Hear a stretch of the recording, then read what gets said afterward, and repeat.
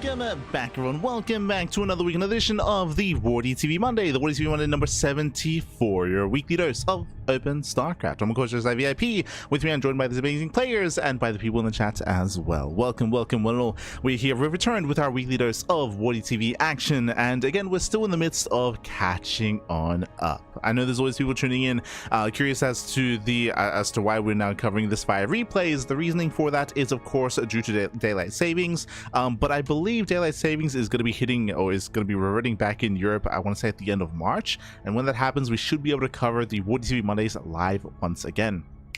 We'll get there, we'll get there. But now they're going to be catching up via replays, and we have our first series, our first matchup. For those that are curious, this is a weekly tournament that is open to all players. It is similar to the Sparkling Tunic Cup, or to the Pegasus Cup, or WardiTV Monday. Of course, it is going to be at its own time slot, its own time slot available, of course, and we have players from all around the world competing. Let's go. Let us go. Our first series here is going to be a best of 3 between Classic and SHIN. We're jumping into the quarterfinals, jumping into our PVZ.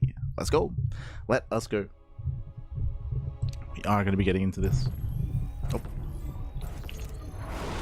And spawning in the top right hand corner of Ruby Rock, we have the South Korean Zerg player. We have the blue Zerg, well, currently teamless. It is SHIN. And spawning in the bottom right hand corner, we have the South Korean Protoss player, the red Protoss, representing Protoss Pro. It is Classic. Here we go, and it's great to see SHIN once again. SHIN, he's not the most active of players nowadays. He does not compete in as many events as, say, a Solar or a Hero or a ByuN, for example. So always do appreciate whenever we get to feature SHIN here and now. And we'll see how he's been approaching this matchup. SHIN has been a lot more exploratory as of late, is what I will say. If you missed it, I do highly recommend checking out the VODs of Sparkling Tunic Cup this week. We had SHIN versus Percival in the finals. SHIN, he was able to showcase a wide array of builds throughout the course of the event, and he was an animal. He was an absolute animal. Part of it didn't even really make much sense either. It was crazy. It was a crazy night of StarCraft. That SHIN, and I'm curious to see how he does approach Classic here as well. SHIN, he's often very fond of going for proxy hatcheries, but there's no proxy hatch this time out of SHIN, at least not here in game 1. Would not be surprised if we see it in game 2 or even a game 3. For now, everything's looking as it should. Hatch gas pool, standard opener out of our Zerg player. Likewise, gate expand out of Classic as well. Coming into this Classic, he is renowned, of course, for his late game PVZ, and he has the best late game PVZ in the world. If he can get there, that's where he does thrive. But what is most scary about Classic is the fact that he can be aggressive early on as well. We can see early Twilight Councils, Glaive Adepts, charge-based openers have been very trendy as of late as well. Classic is even very fond of rushing into Tempest and rushing into Carrier if the opportunity does present itself. Classic is willing to cut corners and be a little bit more diverse in its own play. So we'll see how SHIN reacts, or how he tries to force Classic to react instead. We shall see. For the time being, we're just going to be opening up. We should be seeing a Stargate open out of Classic. The pylon is placed a little bit further towards the edge of the main base. Typically, if it's a Twilight Council or a hidden tech structure, it would be behind the main or in between the bases. It would be a little bit further back. So we're leading towards Stargate.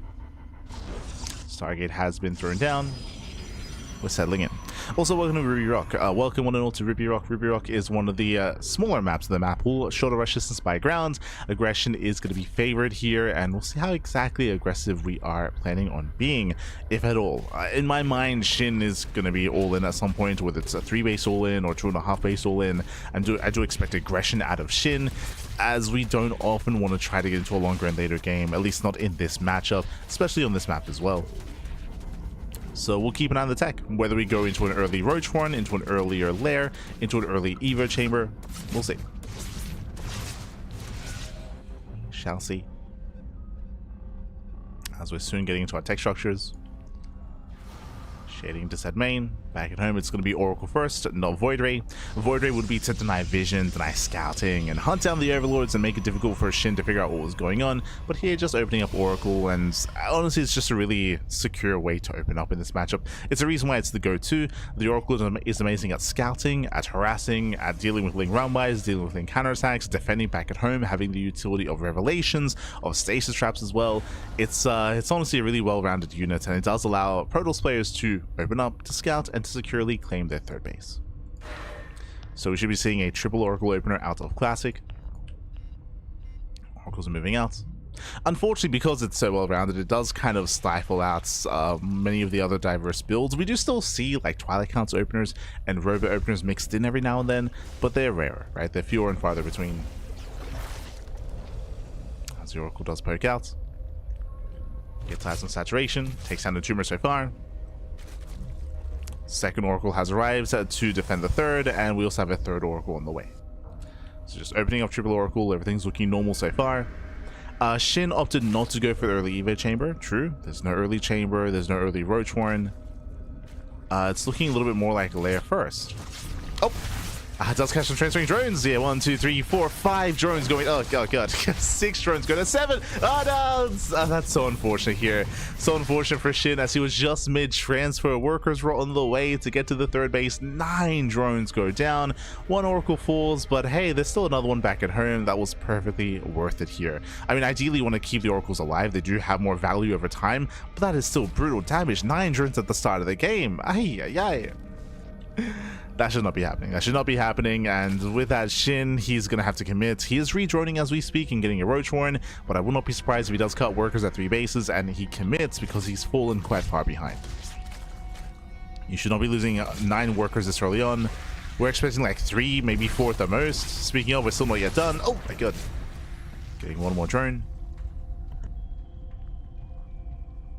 And 1 more drone does go down.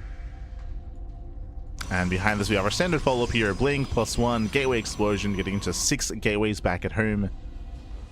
From here we can start to fully saturate the third base. Ahead of some moving outs. And things are looking dire here for SHIN. I wouldn't even be opposed to an 8 gate, to be honest. And we're getting up to 7. Yes, 7 gateways back at home, extra gateways are thrown down.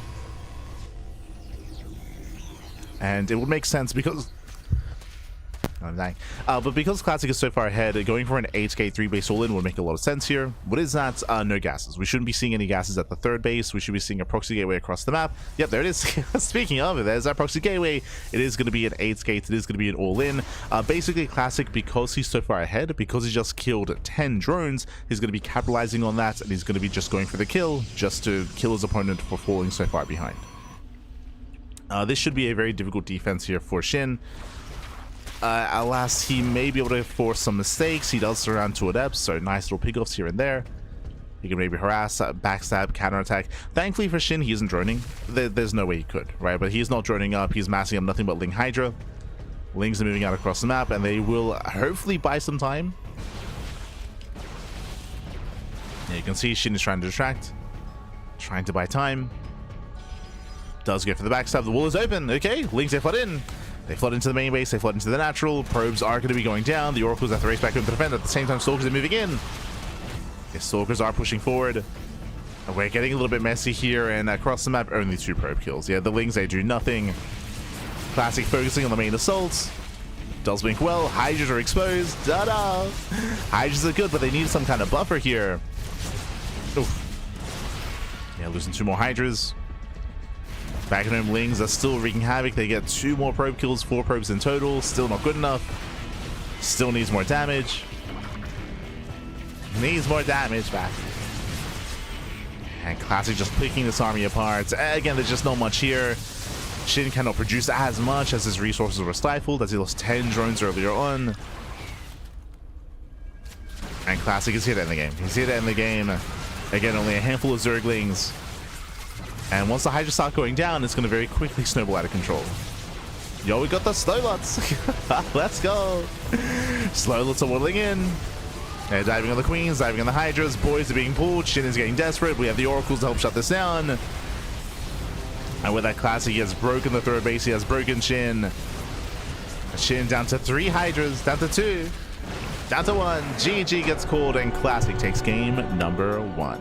GG. Whew. GG, well played. Classic takes the lead in the series. Again, just a very rough early game there by SHIN, losing 10 workers early on. That was critical damage. You cannot afford to lose that many workers. Not at this level of play. Typically, we're expecting like 3 drone kills at most, like 3 workers. That's kind of what we're seeing as acceptable losses. But to lose up to 10 workers, that is crazy. That's why Classic did adjust and then went into a 3-base all-in to capitalize on his advantage, to make sure that SHIN, when it was crippled, could not stand back up. GG. GG, well played. With that classic taste lead in the series, and now we're going to be loading into game number 2. Let's go. Going to be loading into game 2 here, going to be loading into the Old Republic, and hopefully Shin can tighten up his early game defenses. And again, it was just really unfortunate. If you recall, he was just transferring, right? He was transferring workers, he was making workers that were being sent over towards the third base, and just at that moment is when the Oracles came in and they found all these drones exposed. Because they were mid-rotation, mid-transfer, they were out of range of any spores, they were out of range of any queens, and we saw the Oracles just go to town. So just very unfortunate timing there for Shin. But here we go, spawning in the bottom left-hand corner of the Old Republic. We have the South Korean Zerg player. We have the blue Zerg down in the series. We'll see if he can bounce back. It is Shin. And spawning in the top right-hand corner, we have as opponent, we have the South Korean Protoss player, the Red Protoss. The Red Protoss representing Team Virtus Pro. It is a classic. Here we go. So we are going to be opening up. Shin going for a hatch gas pool, standard opener, as a probe is sent across the map. Here we go. But again, it's one of those things where in StarCraft, it can sometimes go by a little bit unnoticed, but losing that many workers that quickly, that early on, is crippling just because you have so little workers to begin with, right? The earlier you're losing workers, the more impactful it is to a game, and the more difficult it is to recover from those losses. Losing 10, 12, 13 workers, you know, when you have 6 bases up and running and you have a bank in a later game, you know, 15, 20 minutes in, doesn't matter as much as losing that early on in the first 5 minutes. So early on here is when we have to tighten up, we have to be on point, keep up with the Oracles, preserve your workers, babysit them. There we go. Here we go. So now we're going to be settling in. Once again, we'll keep an eye on the pylon placements, we'll keep an eye on the tech of choice, and we'll see how Classic does open up. Again, Classic didn't really do anything special last game. It was just standard opener into a punish, into an all-in, just to take advantage of the situation. Shin instead, he was attempting to go into, I mean, he had a safety roach one into Ling Hydra, but it was Ling Hydra off of no Evo chamber and a lack of upgrades, so it was just a really awkward mid-game. But again, it was awkward because of the early game as well, so we'll see if Shin can get comfortable coming into game 2. Can he get comfortable? Este pecueta. Ay, ay, ay. Sí, papi, sí.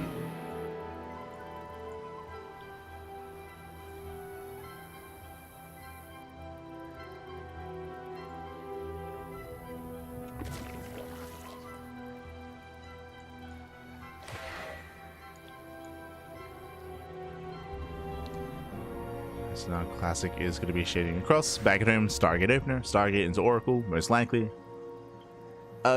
Classic could mix it up. Doesn't really have much of a reason to mix it up, but we'll keep an eye on him. Yeah, there we go. Oracle's on the way.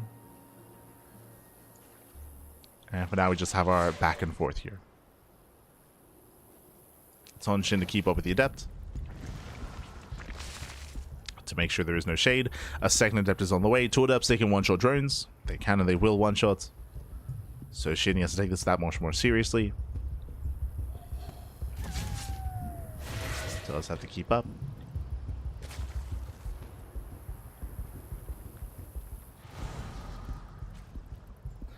Bearing in mind as well, if Classic does lose these Adepts, that does mean that his third base is going to be vulnerable. It's going to be exposed, and he may even be forced to cancel. So he will shade back. Shades back home, racing back to the safety of his third base. Oracle's now moving out. And hopefully Shin does not lose 10 drones this time. Let's go.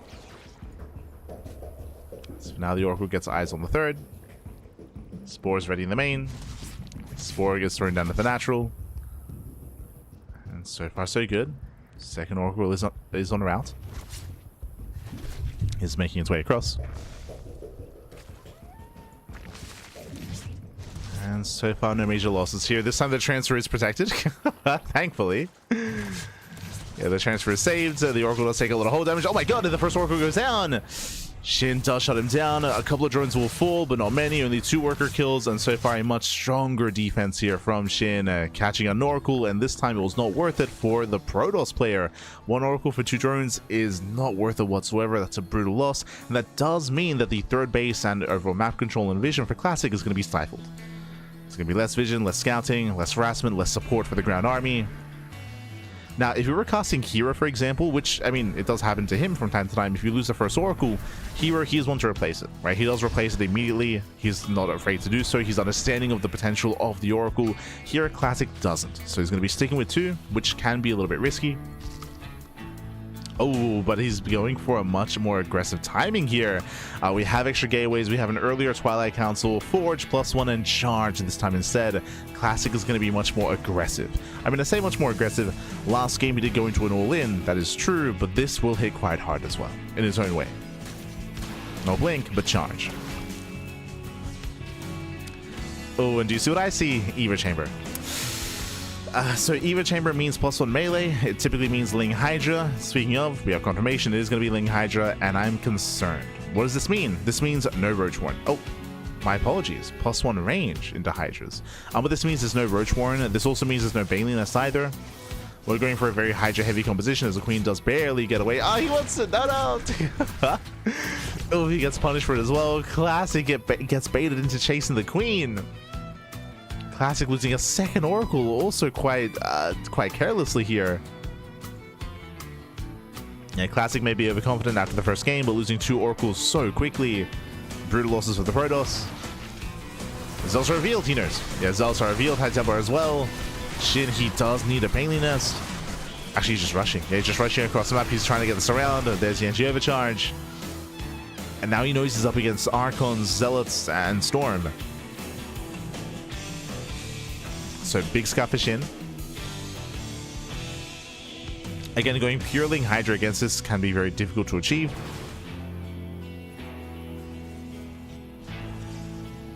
We'll see if Shin does take up, or if he commits.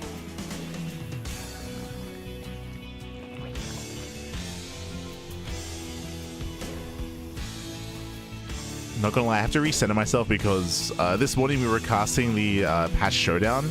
Oh, which is taking up, Jesus. We were casting the patch showdown, and units were working very differently there because I was played on a mod. So I gotta calm down, gotta lock in. I was thinking of Storm in a very different way. But High Templar amassing, second robe is on the way, going to a massive mortal production, and Shin is all in. I say all in. Shin, he is running up to 77, so he does have up to almost 4 base saturation. That is true, but he is hyper committed here. Shin, he chose not to get a Baneling Nest. That is a risky decision. He's going pure Ling Hydra. He's about to max out. He's going for a massive Doom Drop as well in towards the main. He's going for the Doom Drop, and we'll see if Classic can survive this. So far, he's throwing down a wall of cannons, shield batteries. Storm is done. Bear that in mind. Here comes the Hydra drop. And the reason why I say this is more or less an all-in is because Shin, he isn't teching, right? There's no infestation pit. Oh, speaking of, just as I say that, now throws it down. Now he's thinking further ahead. And he gets scouted. Does get scouted. But now with the pits, now he has access to the Hive and also Lurker Tech as well. So Shin should be taking a 4th expansion as he is thinking about a longer and later game, in case he fails to kill.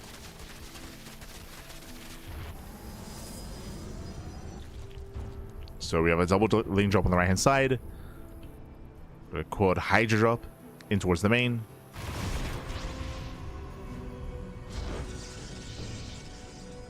It's like 4.5 Overlords. Let's go. Does make his way in. Cannons in position though. Classic, he defends his natural quite well, but the main base is exposed. There's reactive warp in. The main army does push forward. Storm does land. Oof, yeah, the Storms on the Hydras. Brutal connections. Hydras have to pull away. Likewise, Storm in the main base as well. Does snipe one of the High Templar. And 1 Templar goes down, and Immortals do move in. Lings are coming from behind. They get a surround on the Immortal. Very nice around. And Shin, he's breaking through. Yeah, he's breaking through in the main base, dealing critical damage. At the same time, the main army is achieving a little bit less success as more Storms are coming in. Yeah, more Storms push forward. Flanking the Hydras. Again, it's the main base where damage was done. 14 probe kills. But Classic holds. Classic is holding on. Did sustain some heavy losses. Shin back at home, he's taking up. Hive is now on the way. Lurker Den is on the way. Still no 5th expansion, which is a little bit concerning.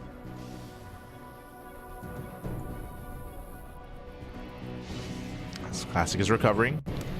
What's scary here is that Classic did lose a bunch of workers in the main base, but he did retain his army, right? The High Templar, most of the Archons, most of the Immortals, not all, as that was 2 Immortals going down. But for the most part, Classic, he retained his army, and what are we going for? Sky Toss. 2nd Stargate, Fleet Beacon. Classic is turtling up, getting into triple Tempest production. Oh boy. Now, the scary thing here is if Shin is going to rest on his laurels. Like, we're taking him into a Hive, into a Lurker Den. If he waits for these upgrades and if he morphs in Lurkers, by the time he does, then Skytoss will be getting up and running. So Shin is on a bit of a timer. Overseer fails to scout. Doesn't quite confirm. Oh, contaminates the gateway, I guess. That's true.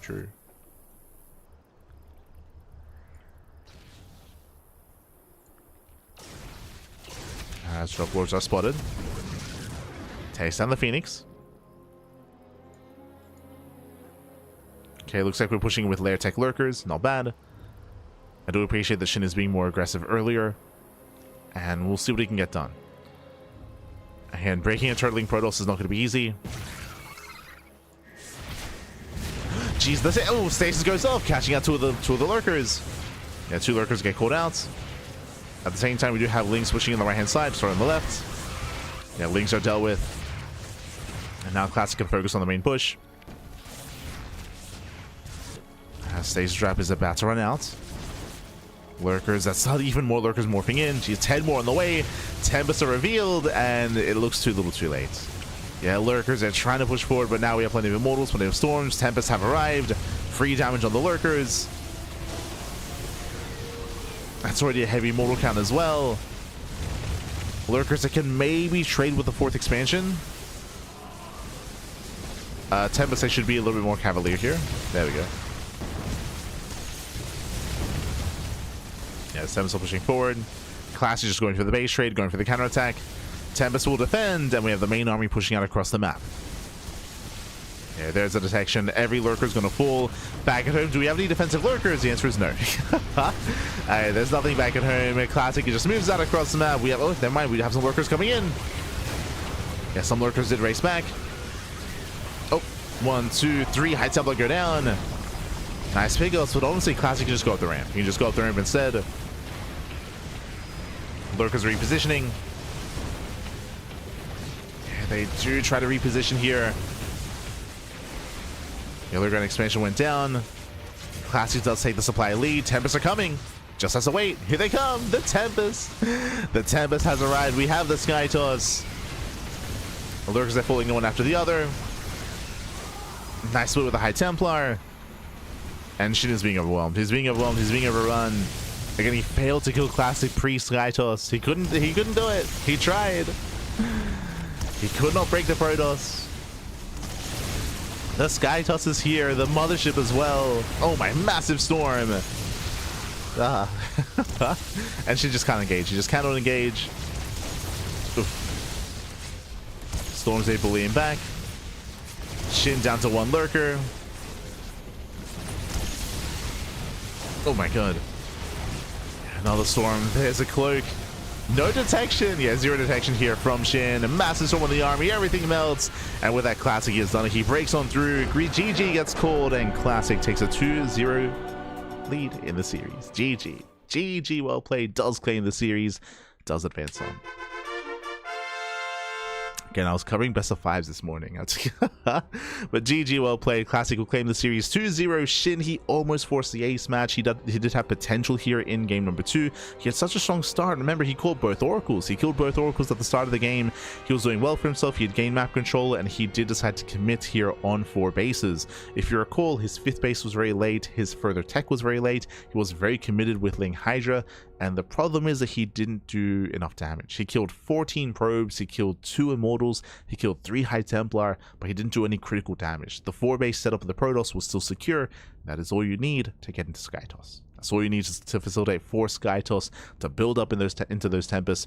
We saw that SHIN was trying to break Classic before Tempest with his Lurkers, but he got caught by a stasis trap and he could not get on top of the bases. He could not push on through.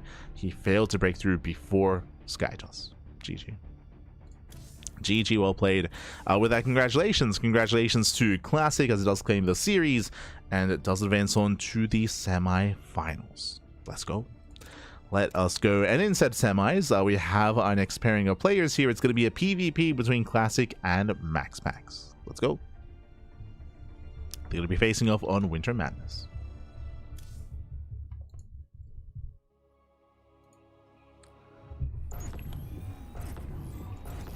We go. Spawning in the bottom right hand corner of Winter Madness, we have the Danish Protoss player. We have the blue Protoss representing Storm Gaming from the land of Denmark. It is MaxPax. And spawning in the top left hand corner, we have his opponents. We have the South Korean Protoss player, the red Protoss representing Team Virtus Pro. It is a Classic.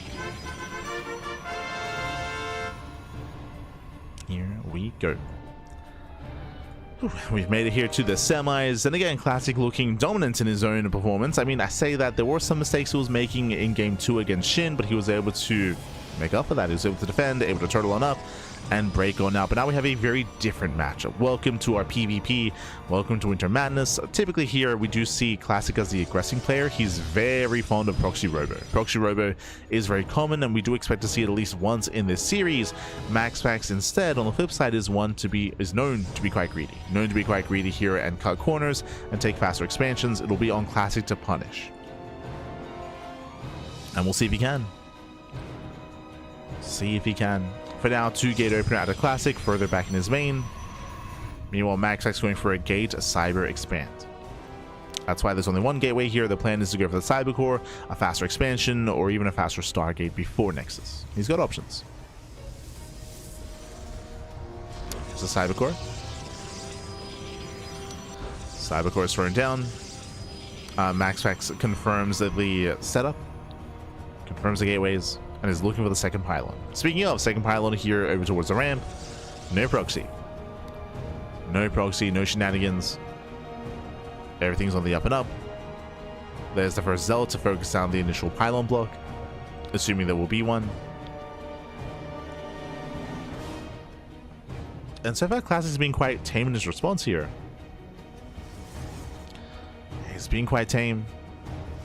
MaxPax, especially after seeing the pylon, he can freely just expand. But he plays it safe, actually, going for the Stargate. Okay, so Stargate before Nexus.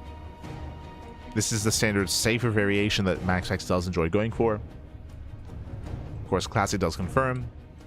This should be an Oracle opener. And with the Zealot popping out, Classic cannot pylon block. It just cannot block. Nexus has been thrown down. And Classic, we got to decide how we want to approach this here. Technically, we can still turn this into an all-in. So yep, there it is. It's going to be hitting a little bit later, I don't know if you noticed, but again, there is no proxy setup here. We do have a couple of probes out on the map. Third gateway gets thrown down. Classic is not expanding. No shot. He will not expand.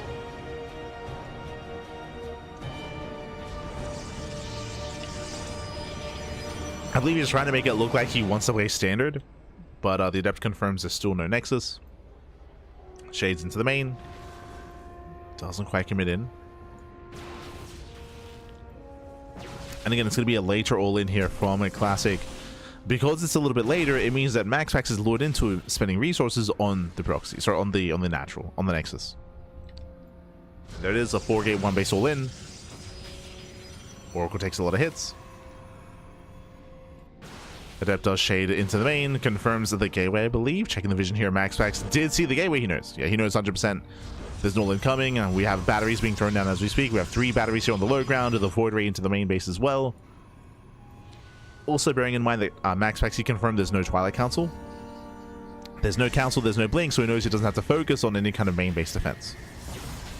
Ooh, stasis going off, catching out 3 probes. A very nice stasis. But again, there's no way into the main base for Classic. MaxPax is looking secure. He's got 3 batteries already. We have a 4th battery on the way. So far, there's 9 Stalkers. Chipping away at the army. Force Field does catch 3 of them out, though. And 1 Stalker goes down. MaxPax, he gets 1. Now to 11 Stalkers. Because of the angle of attack here, MaxPax, his natural base is taking a lot of hits. Oh, gets a sentry. Sentry goes down. He can maybe 3 short of Void Ray. Takes down a Stalker. Gets 1, gets 2, gets 3. Oh, that's just 2.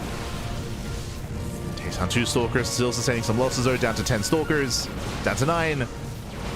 Takes down the Void Ray. There's 1 Void Ray left. Can he do it? Can he hunt him down? Oh my god, awkward SimCity. The Atosis pylon. He wants it. Oh my god. Yeah, losing the Void Ray there. We go. The pylon goes down, depowers everything, and Classic, he's done it. He has done it. He has broken MaxPax, takes down everything at the natural. 1 Void Ray does barely survive. Meanwhile, on the main base is a sentry. There's a force field. Nice force field. Catching out a Stalker. Does catch a Stalker. Ooh, no high ground vision. Yeah, a bit of miscontrol there from Classic. Void Ray moves out across the map. And there is 1 more force field available.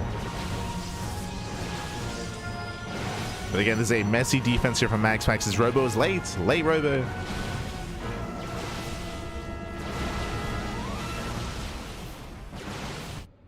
Late expansion. Classic expanding himself instead. Okay. Going for his own Nexus. Void Race here to punish. We do see no Warpins back at home. Ooh, and Classic is going to be forced to cancel. The stasis. Oh my god. Does notice. Does take notice. Army does react. Classic will defend.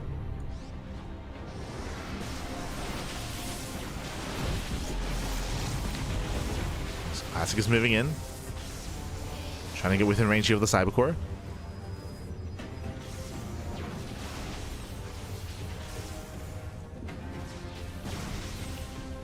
Trying to get within range.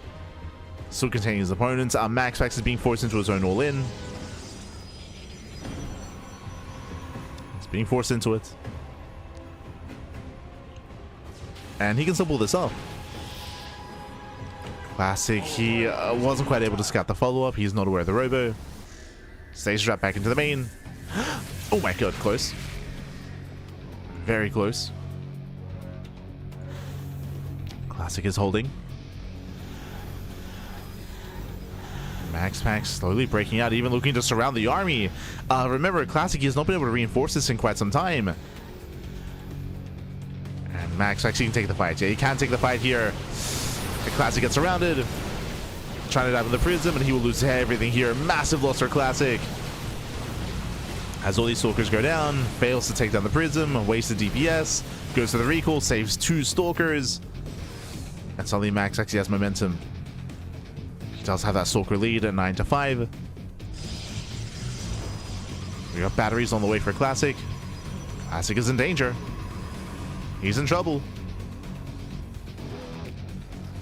And the other scary thing here is that unlike Classic earlier on, there's a Warp Prism, right? There's a Prism with the main army, so MaxPax can actually ferry into the main base. And Classic isn't ready for it.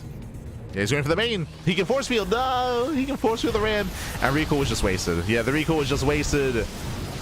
Juggles into the main. More Stalkers do load in, and you can see so much DPS wasted here. The army cannot engage. And there's another force field. And with that MaxPax, he's done it. He takes over the main base, going for the production, going for the Robo. Takes down the pylon. Stasis goes off in the middle line. Ay, ay, ay. And Classic, he had this, Pappy. He had this. But he got caught out across the map, did overextend, and MaxPax is overwhelming. Just overwhelming the army. We're down to what, 4 Stalkers? Down to 3. 3 Stalkers left. Down to 2. Okay, Classic trying desperately to warp in. The boys are being pulled. We got slow lots here to defend. The slow lots. And these batteries, they just didn't come into play. They didn't come into play. The power of the Warp Prism. And GG gets called. MaxPax takes game number 1. GG. Whew. GG, well played. A very impressive comeback here out of MaxPax. Classic, he did so well, by the way. He was successful when it comes to breaking the natural, killing the Nexus, and crippling his opponents, crippling MaxPax. MaxPax, he was forced into a one-base all-in. He was forced into it, and unfortunately, Classic, he was unable to scout the main base. He did not reconfirm what was going on. He didn't scout the Robo, he didn't scout the Warp Prism, so he was unaware that his opponent was sneaking out of the main and setting up for the surround. If he was made a little bit more aware of that, we should have seen Classic recalling earlier and racing back home and pulling away from across the map, securing his defense. Having an extra 9 stalkers back at home would have been crazy, would have been insane. But GG, well played. With that, MaxPax takes a lead, and we're going to be loading into game number 2. Let's go. Let us go. As game 2 is going to be on Mothership.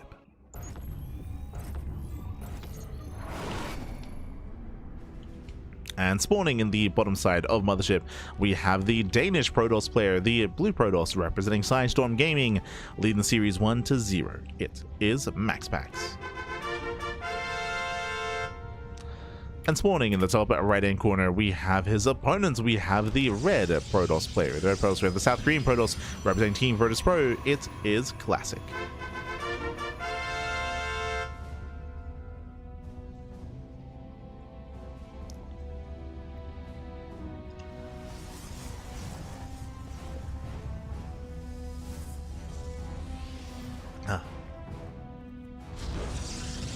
Yeah.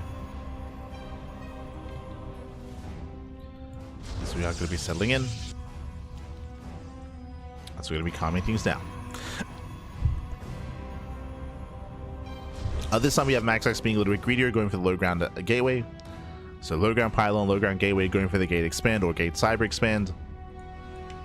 A much greedier variation this time out of MaxPax. Much more risky as well.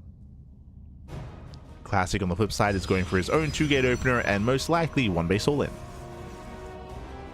Most likely will be the all-in. And we'll see if MaxPax can survive. We'll see if we can defend.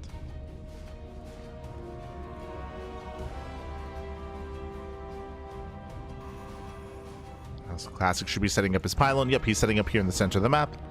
Unfortunately, it is closer to the left-hand side and further from the bottom side. Remember, there's a 3-player spawn map, and Classic does not know where MaxPax has spawned into, so he's going to be slightly further away.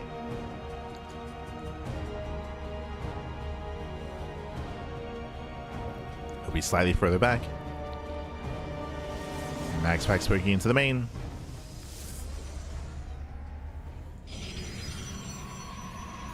Classic will eventually confirm the location of MaxPax.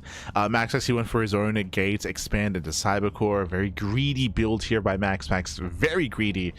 Greedier than last game. Last game he went Stargate expand. This time gate expand. So hyper greed out of MaxPax. He should be punished for this. Should be. As Classic is not fully aware of just the amount of greed here from MaxPax.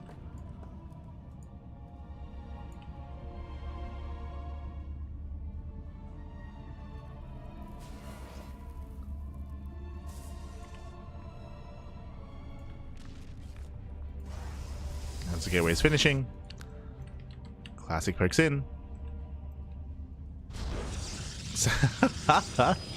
Setting up a forward pylon here right outside of the natural. Right outside the front door. And he's producing 3 stalkers at a time. Behind this, getting a shield battery in the main base, just to get ready for the Oracle. But it is going to be straight Void Ray. Yeah, good call here from MaxPax. So essentially a waste of... Oh, it does cancel though. And now he sees. Yeah, Classic. Now he does realize the build of choice. Throwing down his own batteries. We have the Forge on the way for MaxPax. He needs those cannons. He needs those cannons to defend. The reasoning for this is because, remember, MaxPax, he went for a greedier build. Because he went for the faster Nexus, he does need cannons to hold on. And we'll see if he can. So far he pulls back. The 1 Stalker's holding on. Void Ray has arrived. We have backup shield batteries that are just about to finish. Classic getting his own. Getting his own batteries.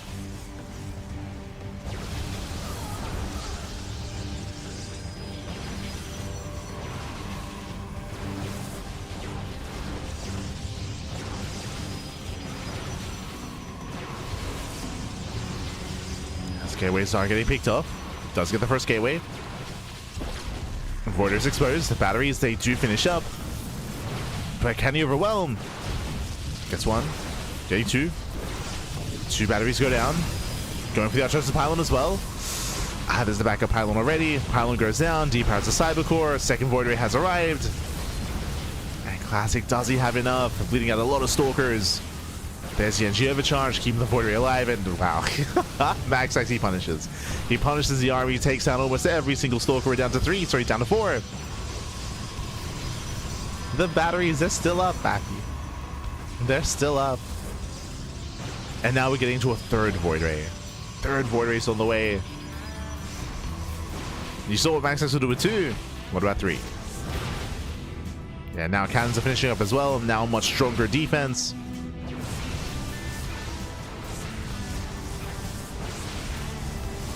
That's another cannon finishes.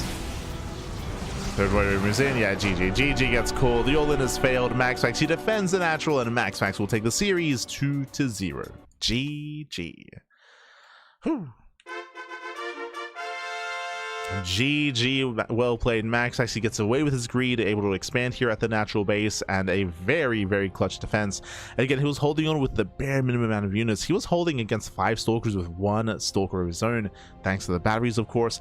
Likewise, we did see the excess of void rays as well. One of the weaknesses of Classic's build that he went for both in game 1 and game 2 is he was going for proxy gateways. He was going for 4 gate, 1 base all-ins. The downside here, compared to a proxy robo, for example, or a Twilight Council with blink, is your lack of mobility. There was no way to threaten a dive into the main base. One of the reasons why proxy robo can hit so much harder here is because with a war prism you can threaten, you can bounce back and forth between the natural and the main, and you're forcing the defending player like MaxPax to invest into both locations with batteries, with cannons, with shield batteries, right? You're able to force the attention split or the resources split as well. Here it was all centralized, and MaxPax, he is very well practiced when it comes to defending in that position. GG. GG, well played. He has become much more refined over time over the past couple of months. And with that, MaxPax does advance on to the grand finals. Does advance on. And with that, we have our first... We've had some pretty fast games, to be honest. The Classic versus SHIN series was, I guess, a little bit longer, but still very much so all-in and still hyper-aggressive. Likewise here, a bit of a shorter series. We are going to be cutting to a very short break. Very short break here. And when we come back, we should have our next semifinals. It's going to be a best-of-3 between ByuN and Krystianer. These two, they face off very, very often. They're both very active when it comes to the online tournament scene. We cast them quite regularly when it comes to the Sparkling Tunic Cup. Now they're here in the WardiTV Monday semifinals as well. One of them will face off against against MaxPax in the finals. We'll see which. We'll see you soon after the break. See you soon, Pat. See you soon.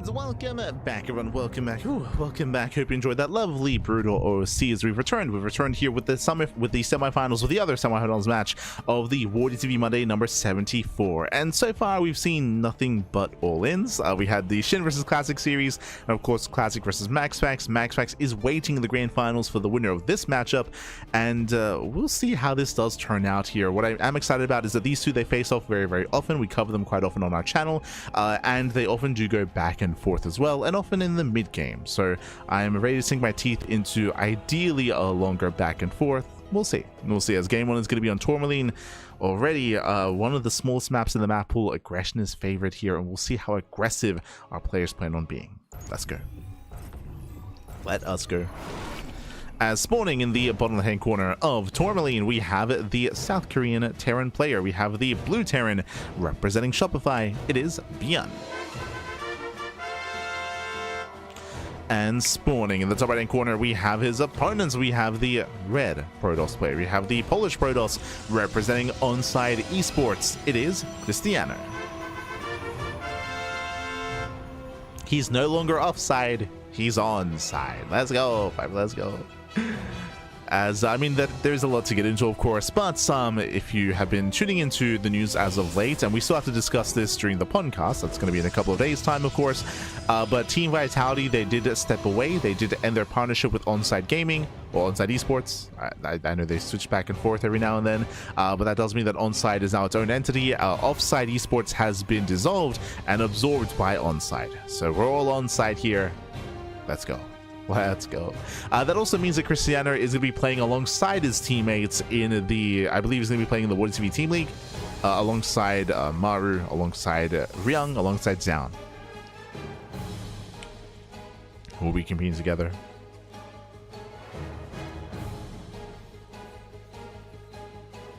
As Krystianer has been improving quite heavily, of course, over the past year.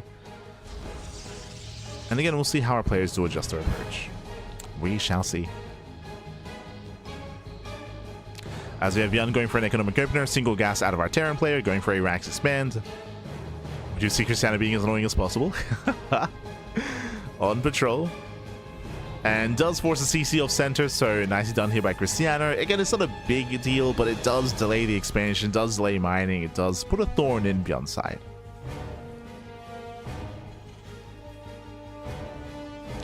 As Pro does get the hell out of there.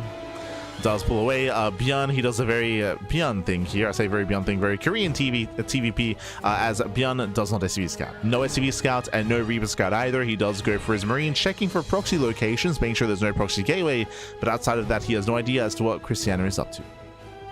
Just being as greedy as possible, cutting corners, which will help make up for the lack of centered CC.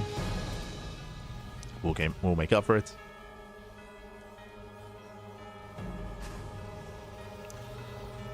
Players are opening up. Oh, hello, and this is a rare sight, a Stargate opener out of Krystianer. Interesting. Stargate openers are typically reserved for larger maps. It is typically very greedy, very risky to do this on a map like Tourmaline, but ByuN has no scouting, right? ByuN has no scouting information. He is being very greedy himself, so he won't know that he can punish a Stargate. So I'm liking the choice here from Krystianer.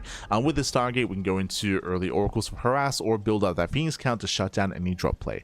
To shut down drop play, to gain map control, and to build up into either Phoenix Colossus or Phoenix into Charge. As we are going to be opening up Oracle. So it's going to be Oracle first. The goal here is economic damage. As ByuN does move out with his Hellion. Again, crucially, gets across the map to get some information.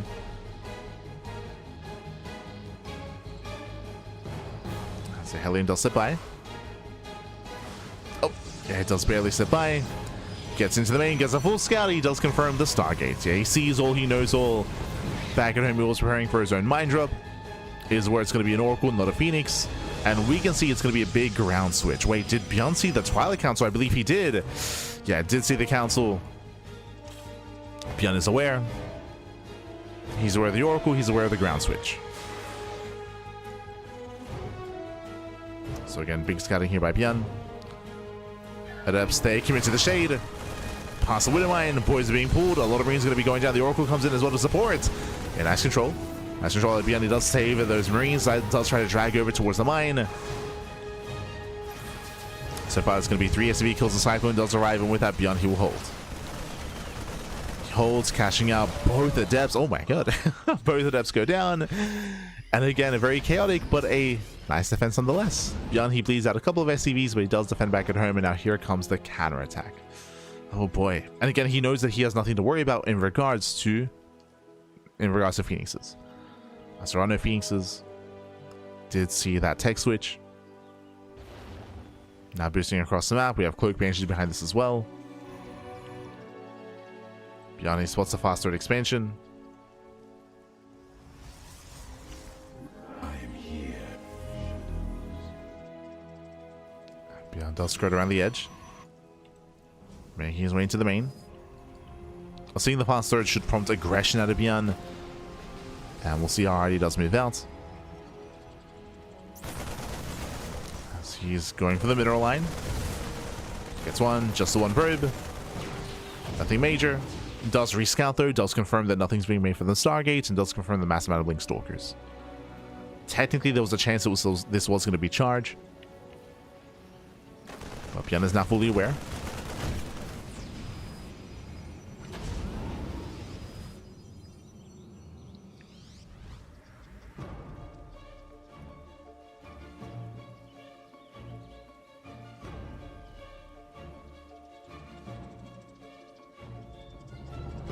ByuN is now aware. 4 probes did go down.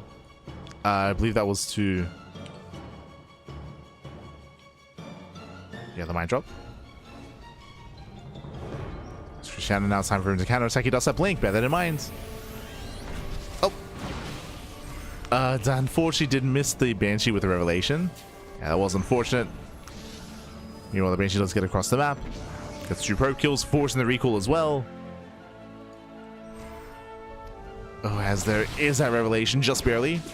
Oh no, out of vision. Yeah, out of vision, out of range. 3, 4 probes going down. The Banshee does get away. Ay, ay, ay. Yeah, unfortunate there for Krystianer. Thankfully, he does have a Phoenix. It's almost done. And now switching into Colossus. But it has been a very messy early game here. The Banshee forces out a Revelation. Another Banshee comes in, and no battery in the mineral line, and more economic damage. Getting up to 3 more probes. Lands another Revelation. And ByuN is macroing behind this. So there's no 2 base all in. We have a 3rd CC on the way. ByuN is building up. Getting to stim. More tanks. More ByuN.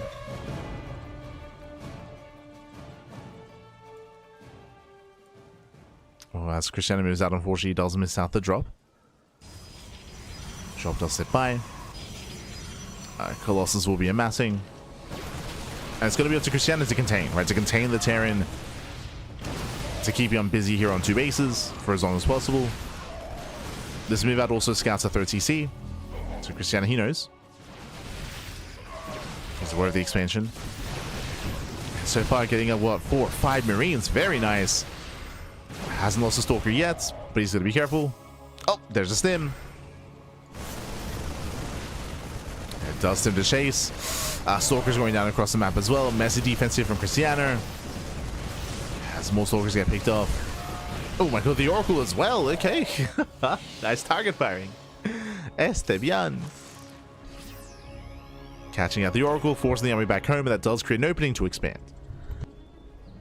We spoke earlier how it was going to be up to Krystianer to contain ByuN, but due to the drop and due to the army forcing back the Stalkers, ByuN can freely claim his 3rd base. Wasn't really contained for long at all. So nice breakout out of ByuN.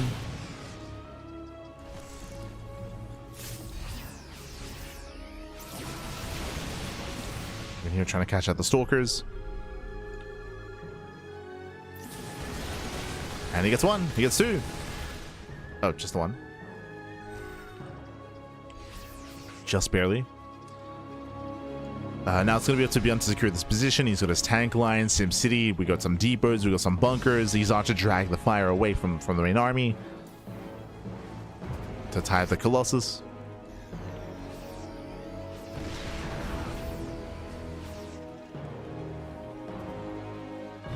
Likewise, separate out the charge as well.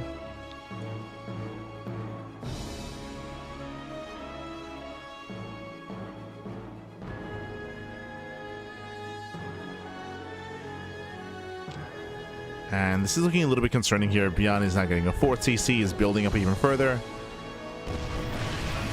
Krystianer, he blinks into the tank fire. Oh my god. The crazy move by Krystianer bleeds out a lot of stalkers. That was not worth it. You got 1 tank.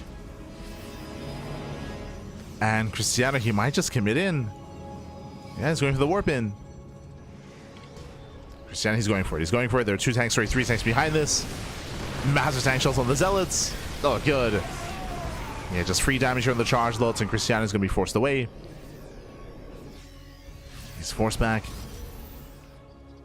Again, Krystianer being overly aggressive here. This was not worth it. Better trades for ByuN, as Krystianer stumbles his way into a 4-base economy. Getting to 4 bases, second robo, disruptors are on the way. Krystianer is very fond of disruptor play in TVP, but I will say that Krystianer has bled out a lot of units in the lead up to this. He doesn't have the momentum that he usually would have in TVP.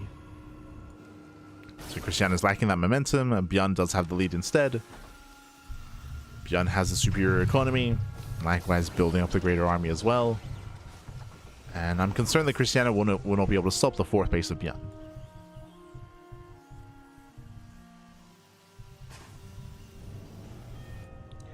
From here, ByuN should just turtle. He should just be turtling up center towers, missile turrets, building up on 4 bases, and then looking to max out with ghosts and with liberators. That should be the go-to. It's going to be up to Krystianer to try to get some disruptor volleys off and land some connections. And look for an opening. Now, as much as I say that ByuN should turtle up and he should build up and max out with Ghost Lib, he is ByuN and he is very fond of being aggressive, and at times that can be a hindrance of ByuN. But he's typically a very active player.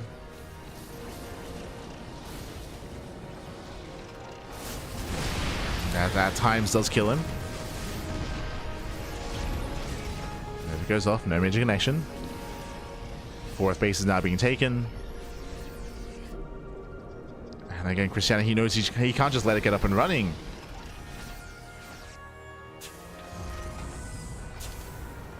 He can't just let it happen. Does poke in. Never goes up. Oh, not bad. Catching up 2 Marauders. But we'll lose the Disruptor. Yeah, it does lose the Disruptor in the process. Not as worth it anymore. Krystianer, he rotates over towards the right-hand side. Looking for another way in. ByuN is out of position. There is an opening. It does spot the rotation. Races on over. EMP lands on the Zealots. Nice CPs. Tanks do reposition as well. And tanks they rotate over. Novas they do connect, catching out 2 tanks. Not bad. And ByuN commits. Yeah, ByuN does go for the dive. Colossus is going to be going down, losing 2 Colossus already, getting the 3rd. He cannot get away. Yeah, he can't get away here. 3 Colossus go down. Massive pickups. And Krystianer overextended. Did overextend. Sure, he got 2 tanks in the process, but he lost almost everything trying to get out of there. Down to 2 Stalkers, down to 1 Disruptor. Heavy losses for Krystianer. Once again, just being overly aggressive. And now he has almost purely Zealots. A very cheap army. Very cheap. Bear this in mind, one supply is not quite like the other. Both are maxed, but ByuN has a much more efficient composition. Much more efficient. Drags down within tank range, EMP on the Stalkers. Zalsay try to collapse in. Can he break through? Oof, awkward Novas. Yeah, Novas are a little bit awkward, running out of Zealots. Vikings, they land on the army. And Krystianer, he will lose everything. He plummets in supply. Again, his army isn't really built to dive into his entrenched position like this. It's not built for it. Doesn't have the economies to sustain that. Krystianer, he has to back off. The scary thing here is now ByuN is maxing. ByuN is maxing out with, again, a superior composition. Now he can start to move out, and Krystianer, he is in danger. What do we have? 2 Disruptors. We got 2 Disruptors. Oh my god, mass EMP. EMPs are crazy. Catching out a Colossus. 3 Disruptors left. 2 of the Novas are on cooldown. Zealous, they do try to punish. And ByuN, he just peels off. Yeah, he just peels off towards the left-hand side. There's a scan. Spots the expansion. I believe saw the Dark Templar as well. And they spot each other. Krystianer's distracted. The main army is left idle in the center. ByuN pulls away. Here comes a bit of range. 3-3 as well. The upgrades are finishing.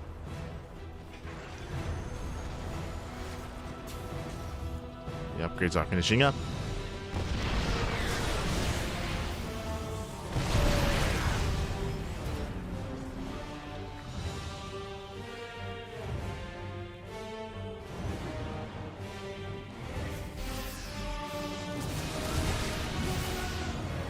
So again, Krystianer is hoping that these Novas can land.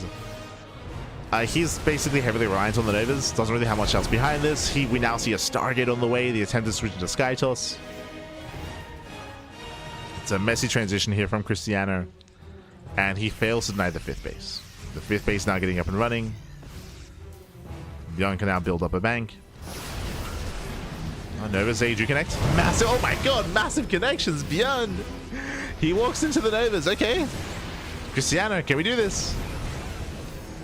Can he do it? At the same time, ByuN focusing elsewhere, going for his own counter drop. Gets an Nexus and Krystianer. Oh, he's distracted. Does he turn everything around? Yeah, he backs off, he turns around. Again, we had a very juicy connection earlier, but it doesn't quite capitalize on it. ByuN is counterattacking. There's our Fleet Peak, and again, attempt to switch into Sky Toss, into Tempest. ByuN drops in, spots the tech, going for the Cybercore. He does force to cancel. Takes down the Cybercore, takes down one of the Stargates. Zealous essentially is working against them. They're trickling in, papi. Ay, ay, ay. Oh my god, mass EMP.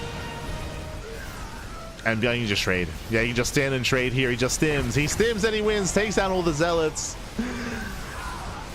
The Orphans, they barely may force the pickup. Nah, not even. He just he just fights. Yeah, ByuN, he just takes down the entire army. Ay, ay, ay. Again, the EMPs were brutal. The SimCity as well, working against Krystianer. ByuN, he does push on the left-hand side. And ByuN is just snowballing out of control. Mass CT, no scan. Yeah, no scan, but GG gets called anyway. And ByuN, he overwhelms. He takes game number 1. GG. Whew.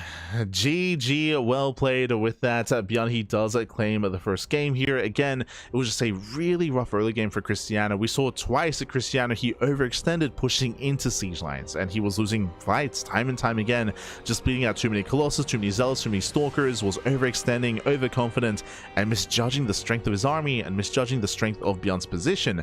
It wasn't ByuN's drop play that was winning him those games. It was his defensive setup here, being able to take those fights, win those fights, and force Krystianer to be quite inefficient with those move outs. Again, he was just bleeding out so much, pushing into that defensive line of tanks. GG well played.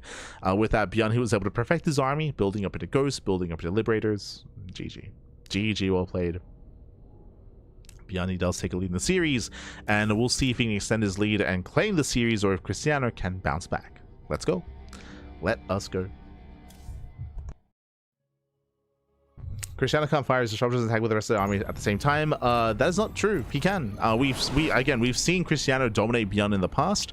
We've seen him control his army very well as well. I won't say that about this game necessarily, but on top of that, a big reason for that is because Krystianer was already behind, right? He was already in a really rough position here. Things were already looking dire, like things were definitely looking south there for Krystianer. He had a couple of nice moments here and there, but only nice moments. We'll see if he can recover. We'll see if he can force that ace match as spawning in the bottom right hand corner. We have the South Korean Terran player. We have the blue Terran representing Shopify. It is ByuN. And spawning in the top left-hand corner, we have his opponent. We have the red Protoss player. The red Protoss representing Team Onside Esports. It is a Krystianer. Let's go. Let us go.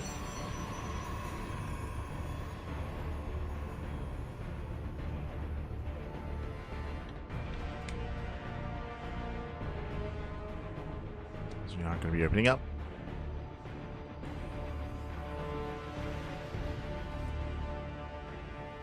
And we'll see how our players do adjust, bearing in mind that last game Krystianer did open up with his Stargate, and it wasn't quite worth it. In the end, the Oracles weren't able to do much damage. The Banshees were able to pop off and even deal critical damage against Krystianer, forcing him back home, keeping him delayed. It was a very chaotic early game, very back and forth, but in the end, ByuN did come out on top. We'll see how Krystianer does adjust. I would imagine that we're going to be going into a Blink-based opener this time instead of the Stargate. But we'll see. We shall see.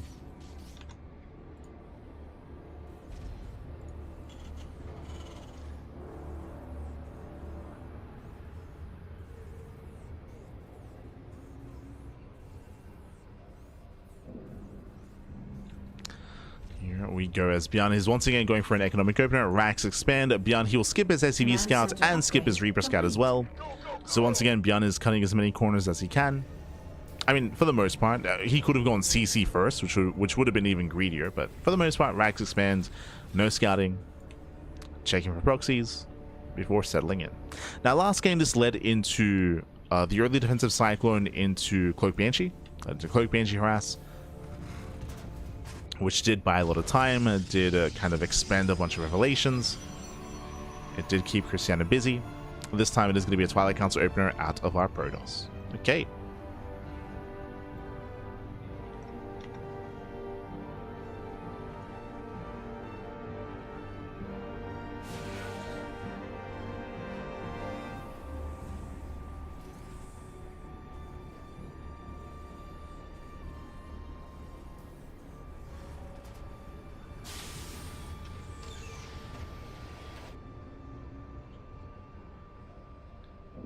Go.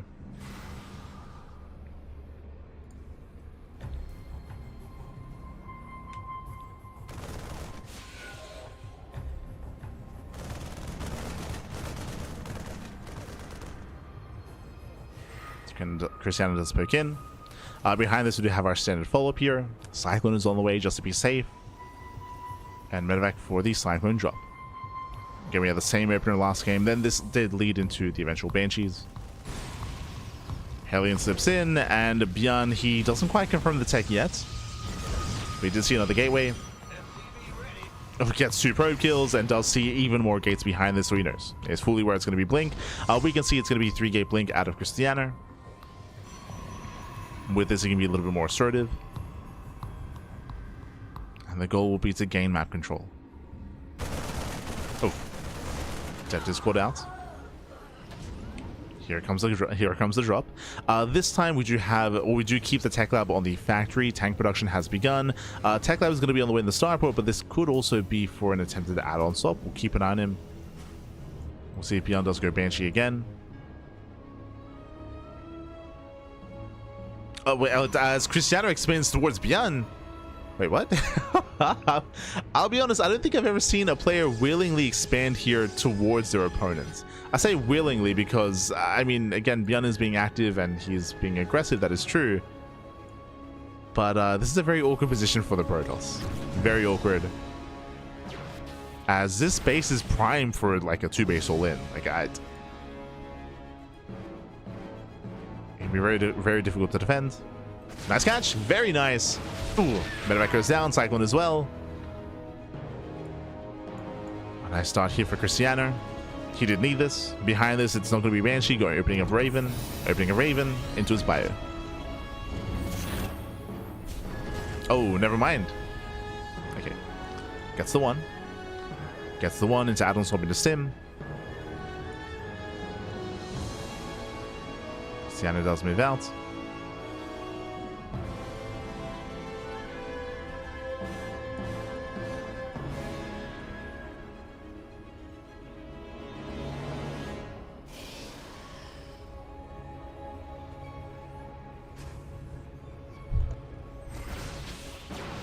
As Krystianer, he can threaten the add-on. And can he force a cancel? Can he deny Sim? Yeah, one more volley. One Stalker goes down, does blink away. Did he lose 2? Yeah, 2 Stalkers. 2 Stalkers here for Stim. Will slow down ByuN. Oh, shout out to the probes. Killing a Marine. Let's go. ByuN does scout the 3rd. And ByuN is expanding. No 2 base all in. Thorough TC is on the way. He's building up his bio counts, building up his tank counts. This time Krystianer, he's not going in towards Colossus and Disruptor. This time we have a Storm on the way instead. Yeah, Storm is on the way. Raven to get sniped. Overall a decent defense here by Krystianer.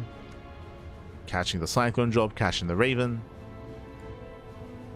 I'm still concerned about the expansion location, and we'll get there once ByuN moves out. But we'll see if he can. Similar to last game, the goal for Krystianer is to delay the third. If you recall, last game he failed to do so due to the Banshee harass. He was forced to turn around. Or it was Banshee harass and drop play. Oof. Stalker is picked off.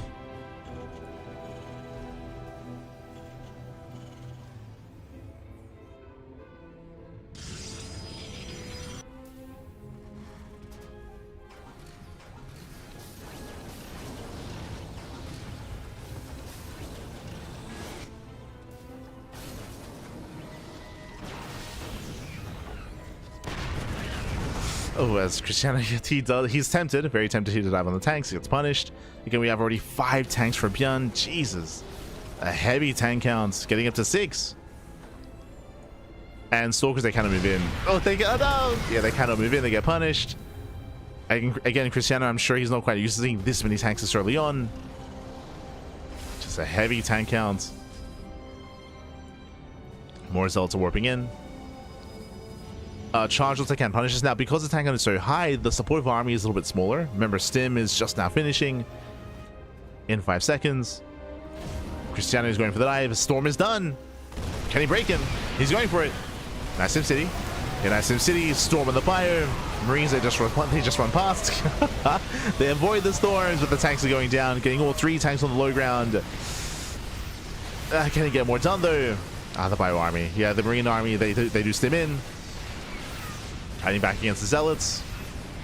Mineral Line is exposed, but Krystianer, he's running out of steam, he's running out of army. Again, if the storms were a little bit better placed, I think he could have just broken this in a much cleaner fashion. Unfortunately, there were like, what, 2-3 storms which were barely out of range of the Pio army. Like, barely did graze the Marines. And ByuN is holding. Does cost him 14 SCVs though, and Krystianer's not done. Krystianer, he is not done. He's getting up to 4 bases. No gas is being taken. Purely minerals, purely Zealots. And Krystianer, can he break his opponent? He's close.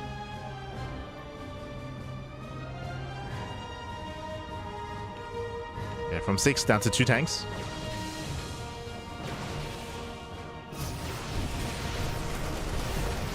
Observer gets caught out.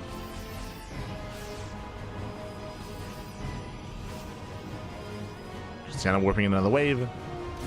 Collapsing the army. Tank is unsieged. Oh, it doesn't go for it. Yeah, it doesn't quite commit. It takes 2 extra shots to the face. Stalkers, they get tied up here with the CC. And ByuN is holding. Yeah, ByuN is holding on. Yeah, an awkward assault here from Krystianer. Does land a storm. Does threaten the mineral line. Does need more damage. He needs more Zealots more than anything. Needs more charge, lots. Storm does zone.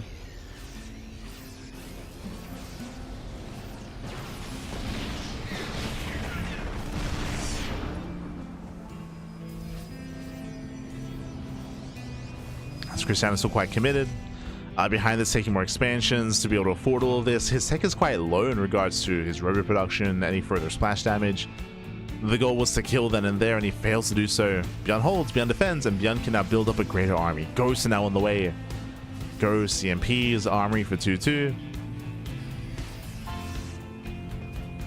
ByuN is becoming more secure over time. He's turtling up.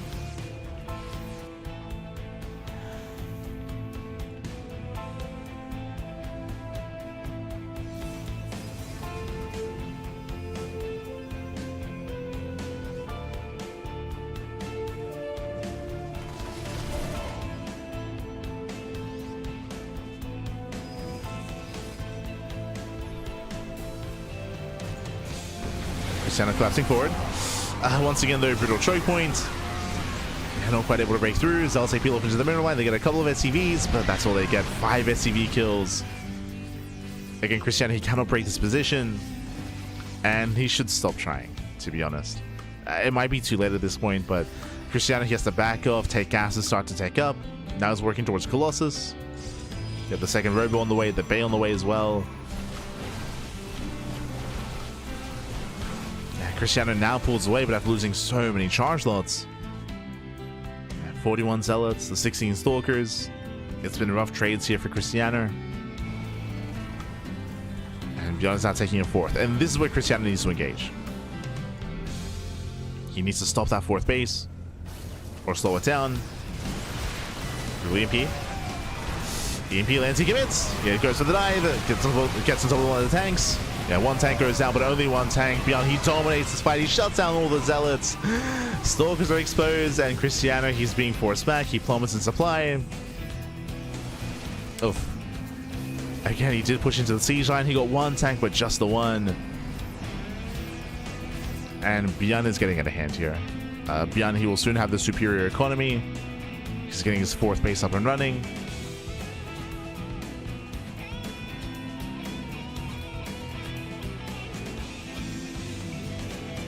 Not like this. Oh, nice catch. Krystianer does pick up a tank.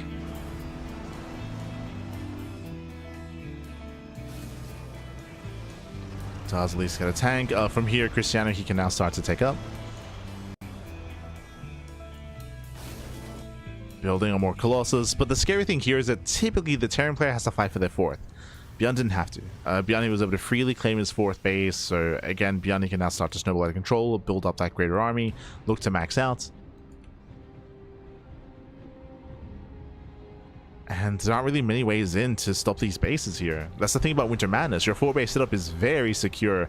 The 5th base is more open and more exposed, that is true, but I mean, the initial 4 base is all that ByuN needs. Krystianer throws down the Stargate. You can argue this is late, but he's getting ready for Sky Toss. So from here, he needs Disruptors, Tempest, Mothership. Krystianer, he has a ways to go.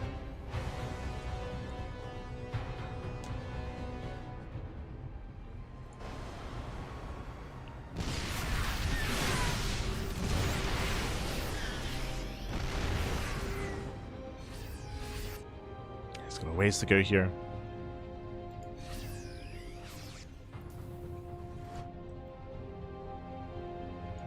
There's that fleet beacon.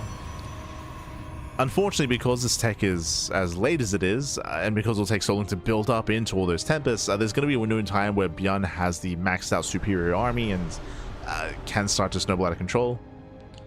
Fun fact, this entire game, ByuN's been defending, right? He has yet to actually move out across the map at any point in this game, and by the time he does, it's going to be terrifying.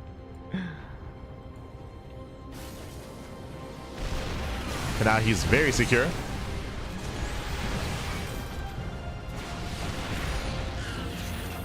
So this wall, let's go to CC. From here, you can get a planetary, which is most likely to be the case.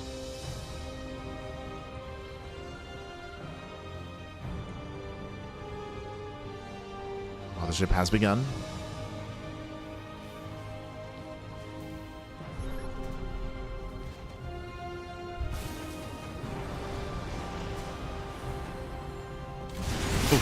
Massive EMPs. EMP lands. Again, it's one of those things where, yes, Krystianer is mass expanding. These bases don't really mean much, to be honest. They're nice. They can sustain Krystianer if he can get them up and running. ByuN does break out. Denies one expansion already. He wants another.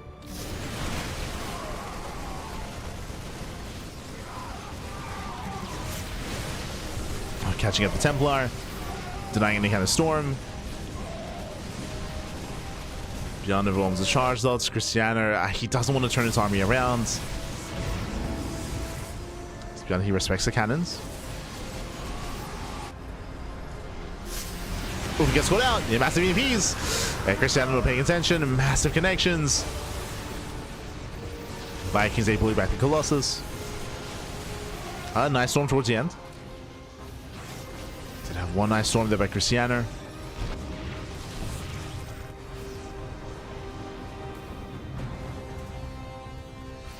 And here comes ByuN's fifth. Oh boy. Fifth base is on the way. Advanced ballistics is now done. He has liberated range. Krystianer cannot engage into this.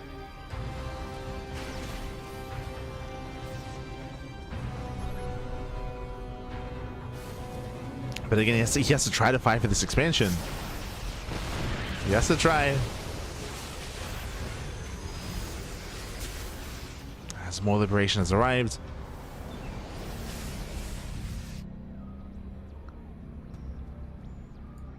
ByuN scans. ByuN does confirm the Sky Toss. Does see the Tempest. He knows. ByuN is aware. How many starports does he have? So far it should be at least three starports. He's got his reactors. It's fine. Has a setup. Meanwhile, recoil towards the right hand side. Gets a planetary. ByuN's out of position, racing on over. And it'll catch up the mothership. And mothership does go down. Zealots, hey, they do get into the mineral line. Nice damage.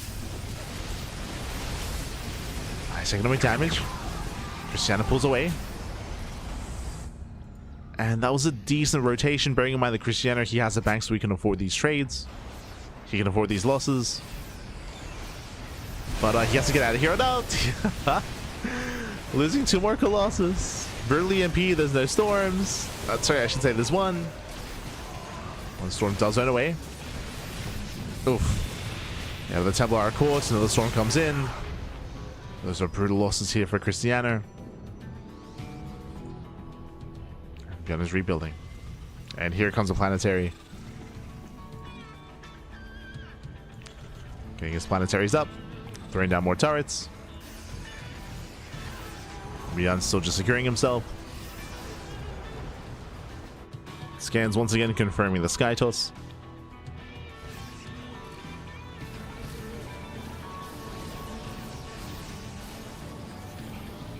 Oh boy. Now, we've been here before when it comes to ZVT, but these center expansions are crucial that Krystianer mines immediately as best he can. As eventually these bases will belong to the Terran. They'll eventually break out. Speaking of, ByuN does overextend. Losing 1 Liberator. Does lose 1. Oof. EMP lands. Are there any storms left over here? I think there's 2. There's 1. There's 1 more. A couple of storms. I suppose you're doing massive EMPs. Oh my god. EMPs, they catch everything. Carrier goes down. Vikings, they can just bully. You can bully, Pappy. Ambitious Liberator, but does siege up. Another EMP lands, catching out another High Templar. And we mentioned earlier that even though this base technically was taken a long time ago from Krystianer, he barely mined, right? He barely mined, so there's a fresh mining base for ByuN. I can say the same with bottom left.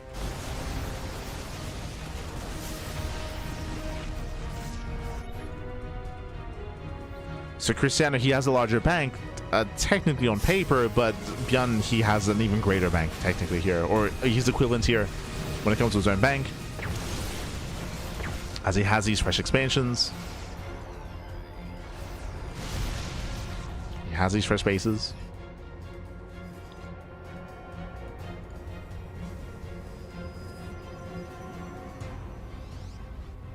Bearing in mind that the Protoss army does need to be up in expansions to be even with the Terran, and that's not going to be happening here.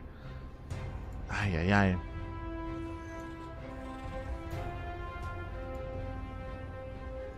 So Krystianer does recall. Recalls to the right hand side. Trying to move in. Liberation will zone him back. Oof.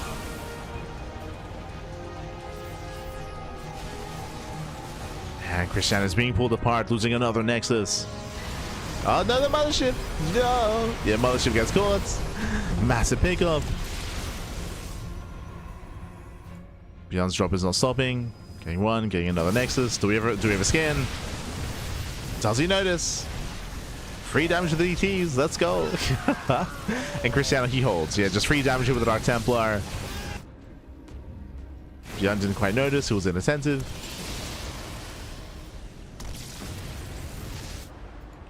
That's still going to be 13 probe kills.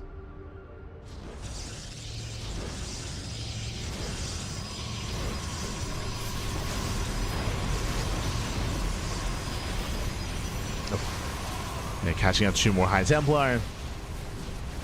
And ByuN's army cannot be stopped. It takes out another expansion. Oh, the snipes! Catching up 2 more. There's what, 1 left? There's 1 High Templar left. Warping in 2 more. There's going to be the NG overcharge.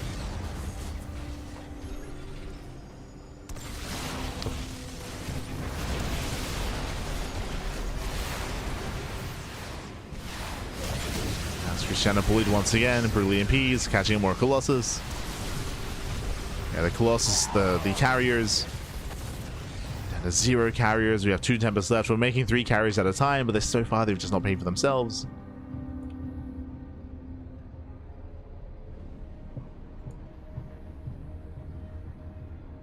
And here come the fresh bases. Oh boy. Yeah, 3 fresh expansions here. Krystianer, he's burning through his bank. These have been expensive losses for the Protoss. Very expensive.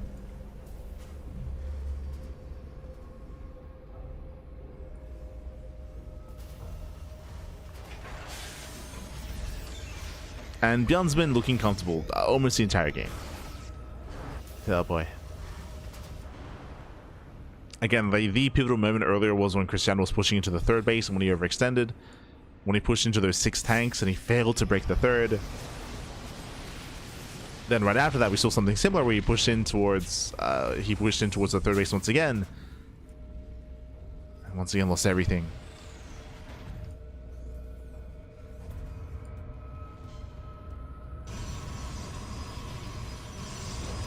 Krystianer setting up his wall cannons and shield batteries. Now he is entrenching himself quite hard here in the top right hand corner of the map.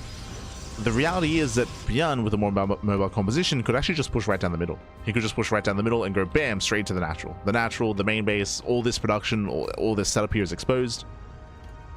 There is no SimCity here or site defense outside of the natural. So ByuN has options. He has options.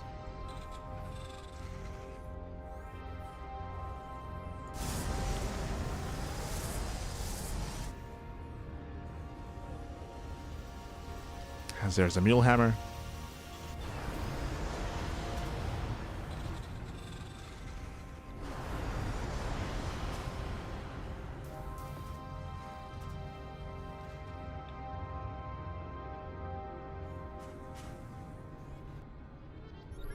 ByuN is being more active on the map. As we mentioned previously, he does not have to push into all these cannons and shield batteries. There are other ways to approach this. Getting his own CC in the face of Krystianer. Let's go. ByuN scans, what's another base? DT's on the way. Oh, ByuN is getting nukes, let's go. Nukes from the horizon, DTs, they can't get much done here. Defensive liberators, they're crazy. The aggressive ones as well. They're the offensive liberators. 13 probes go down. Crazy damage.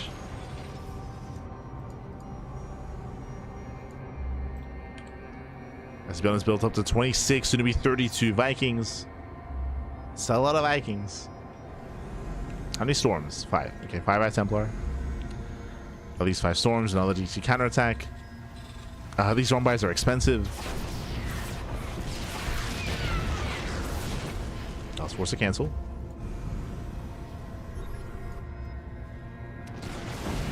Diving on the planetarium should bring it down. And planetary does full, not bad. Nuke will zone away. I mean, it's a great way to break these siege positions. Break the cannon lines. Catching out 2 Tempests, they rally in.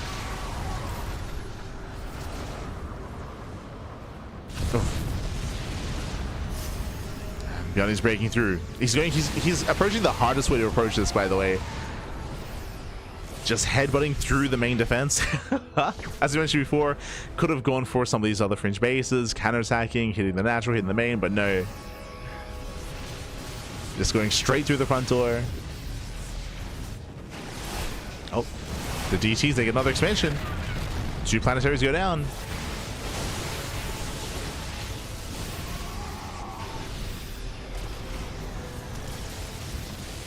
Takes down another planetary. ByuN still has a greater bank. Oof. Catching another carrier, the Colossus, the everything. Oh god. The Vikings, they dominate, getting you another carrier. And now there's just one Tempest. One Tempest left, down to 0, nothing left in the sky.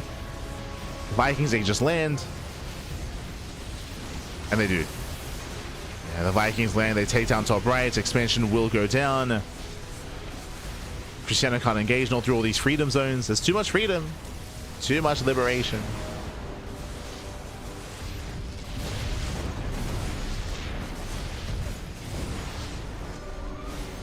Now we have another nuke.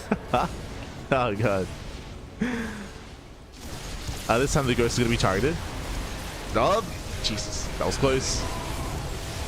Nuke is denied.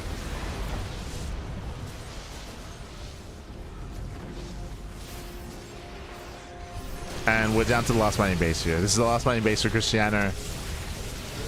He has to take this fight. Oh, nice storm. Nice storm on the Vikings. But Krystianer's army isn't getting any bigger. Again, he's broke. And Krystianer, he's just broke. He has no money. He's got bases, but no saturation. There's nothing left back.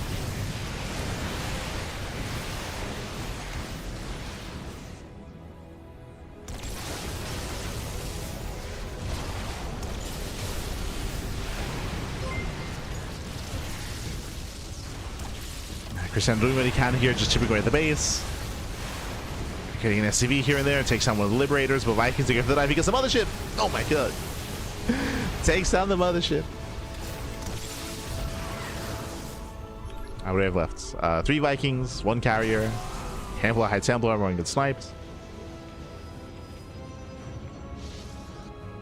And Krystianer, he has no mining, down to 19 probes. 19 workers.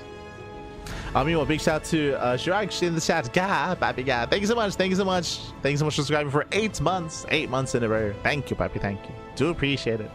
Gracias, Papi. Gracias.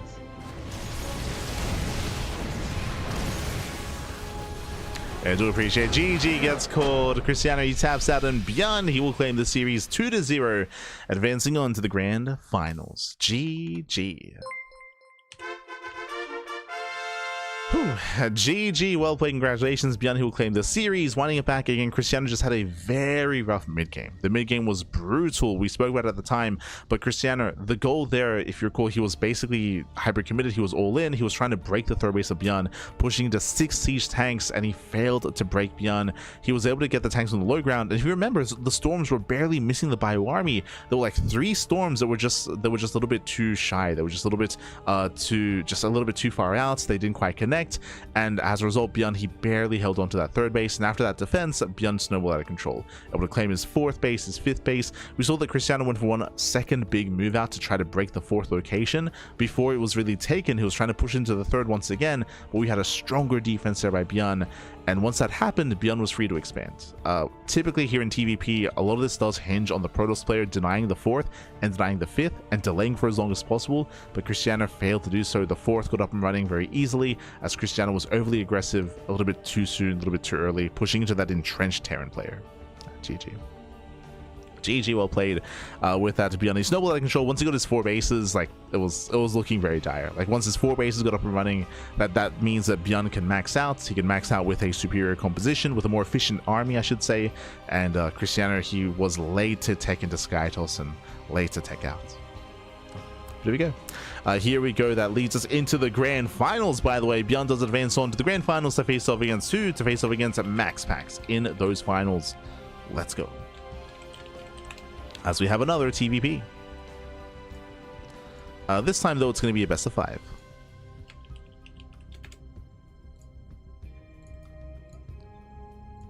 Best of 5.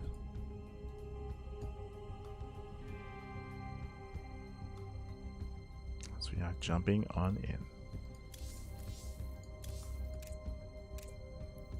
Beautiful. Game 1 is going to be on Winter Madness. We're going back. We're loading back in.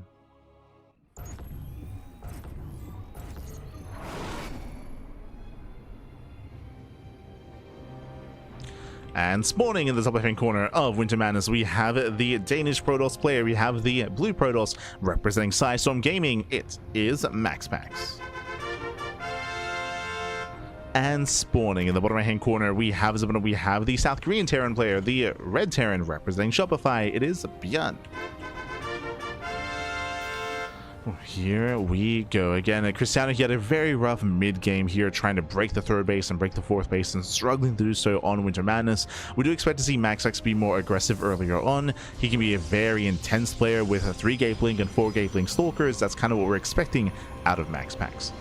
But it's going to be a little bit more difficult here for ByuN to turtle up, so much so that ByuN does actually often all in. He often does all in against players like MaxPax, Hero, Classic.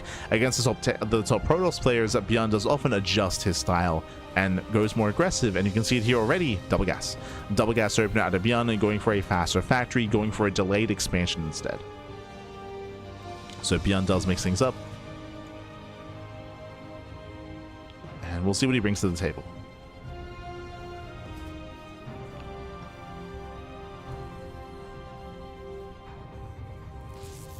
Shall see.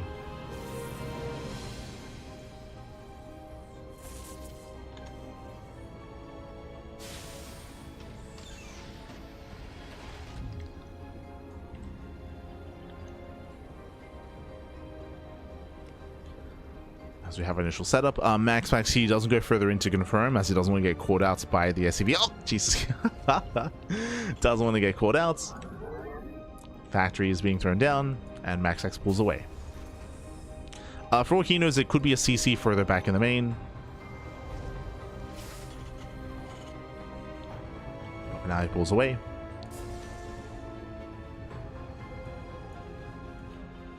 And from here we can settle in.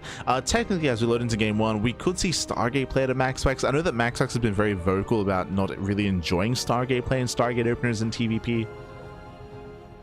So there's less of a chance of that happening. I want to say he does mix it in every now and then, but not too often. As we have our Twilight Council opener, we have a tech of choice. Heading into Blink.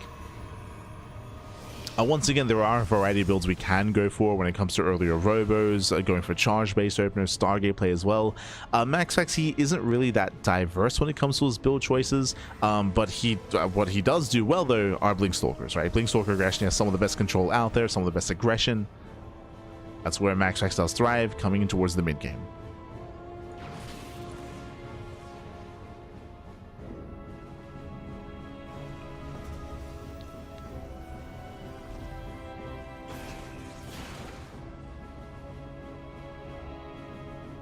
ByuN is getting to zone 111.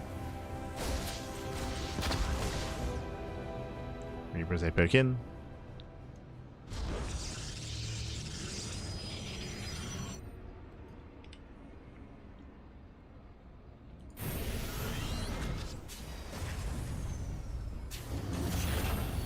Pokes in, pulls away. I believe ByuN, he did not confirm the tech of choice. He's not fully aware yet. He can assume it's going to be Blink, that is true, but how many gateways? Is it going to be 2, 3, or 4 gate Blink Stalker? It's going to be on ByuN to confirm the timing of the expansion and try to get a read on how many gateways there are. It says that add-on swap. Again, early starport. Going into early Banshee. This is some of the earliest Cloak Banshee you can go for. Again, ByuN doesn't even have his natural up and running. That's how fast this is. So Banshees are amassing, and MaxPax is playing safe, going for the Robo. Oof. Again, it's not uncommon, especially on this map, to see 2-gate blink. 2-gate blink to a third, which I imagine ByuN is hoping for. I'm sure he's hoping that MaxPax is cutting corners and being economic. We can see that MaxPax is playing safe. Playing very, very safe here. Throwing down 2 more. Sorry, I say safe. I have to use my own words. Not safe. He's being aggressive. Jesus. We have 4 gates. 4 gateways on the way. 4 gate blink out of MaxPax. Hyper aggression out of our Protoss player. He's got the Robo. He has high ground vision. He has the Prism and can of course get the Observer out as well. He has access to the Observer. This is not a 2 base all in. MaxPax he will expand, but this will still be hyper aggressive. Here comes the Prism. Here comes the move out. MaxPax is pushing across the map. ByuN back at home. He's none the wiser. ByuN is working with very incomplete information.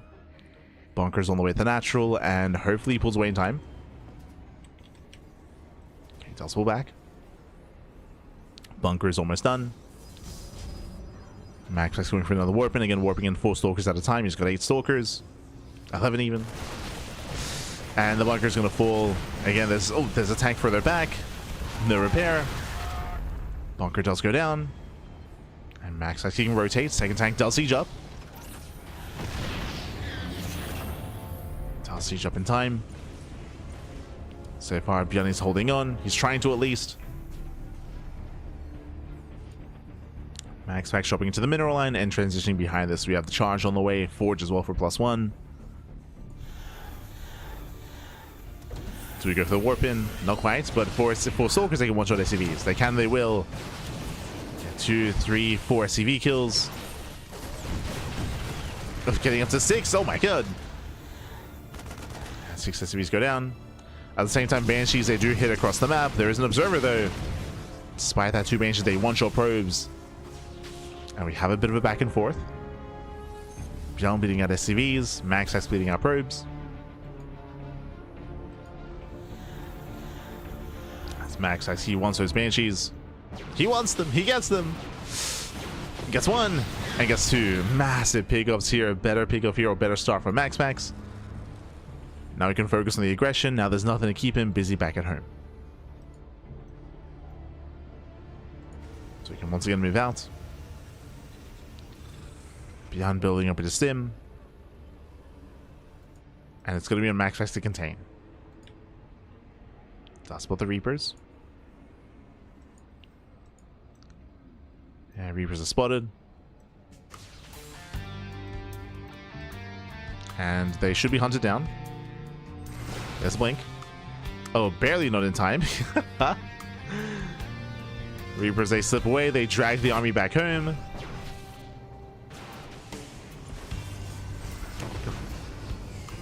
Dragging the army back. Distracting MaxPax. Allowing for the bio army to get up and running. Still no stim. But for the most part, ByuN is secure. Here comes the move out.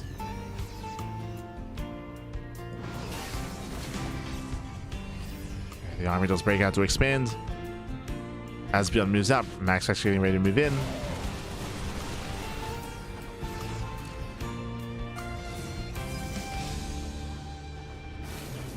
Charge is done. Here come the Zealots. Warping in charge, though. MaxPax claiming a 4th base. And ideally, MaxPax wants to wait for a distraction. You can see the Observers on the main army, so he sees. He sees, he knows. ByuN starts to activate his army.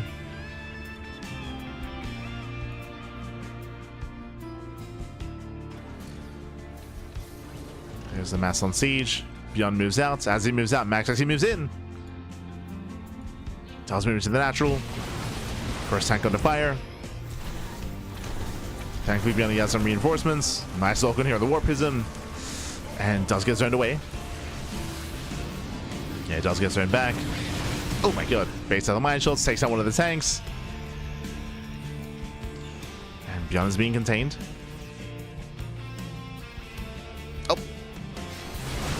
Nice dodge. ByuN still trying to claim his 3rd base. MaxPax is here to punish him. He's got 3 storms in the chamber. He's got 3 storms. Has charge. Has eyes on the army the entire time.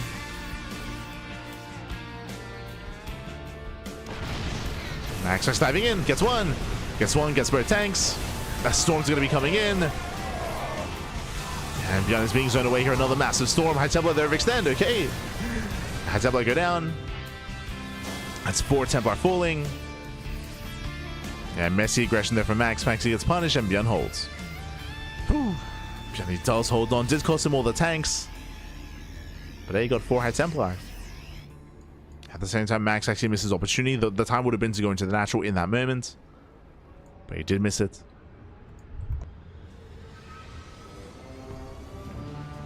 And with that, ByuN expands. He had to fight for it, but he does claim his 3rd. So ByuN, he's kind of gotten over that first big hurdle. Claim the 3rd base. Next one is claim the 4th. You know, MaxPax is already on 90 probes, taking his gases, building up into a greater composition here. Stalkers, Colossus, High Templar, Storm. Once again, the biggest concern here for MaxPax is going to be the 4th CC. The Observer does scout the command center. Also scouts the Vikings and Ghosts.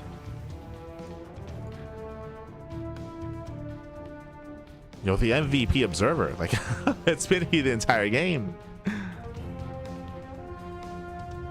Sees everything, Pappy.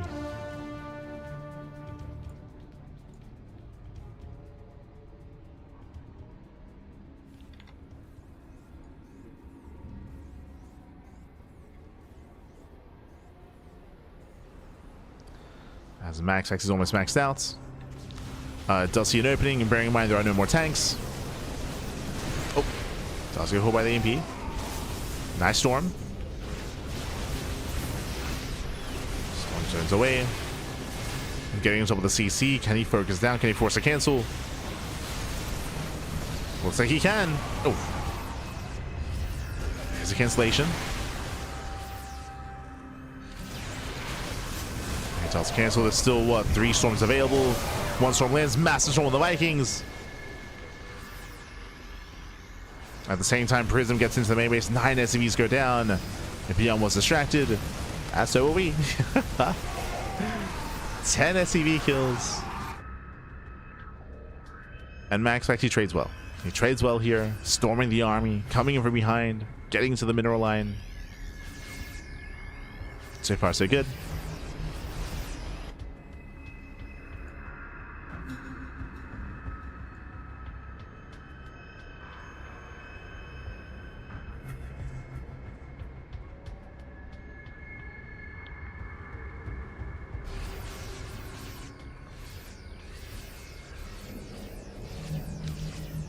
ByuN is still being active. He's trying to break out at the same time, trying to claim his own 4th expansion. Remember, it was cancelled. It was a very intense back and forth. So we attempt to posture. There's that 4th CC. And once again, the goal for MaxPax should be to delay that 4th base. Delay the expansion. Try to punish ByuN. ByuN, he's got a decent Viking count. He's got 6 ghosts. We'll see if he can land those EMPs. Oh, does. Oh my god. Does land them. Yeah, the High Templar did clump, but massive EMP covering everything. And no more storms. No more storms. Colossus is going to be going down one after the other. ByuN, he does reset the High Templar count at least. All the splash damage. And ByuN should expand. There's still Archons left over. MaxPax was so quick to morph them in after losing the High Templar. DP happened, then bam! Morphed in the Archons. MaxPax still does hold his own. But that was a better fight for ByuN. It's a better fight. There were 0 storms.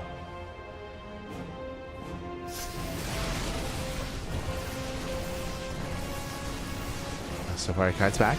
Kite's away.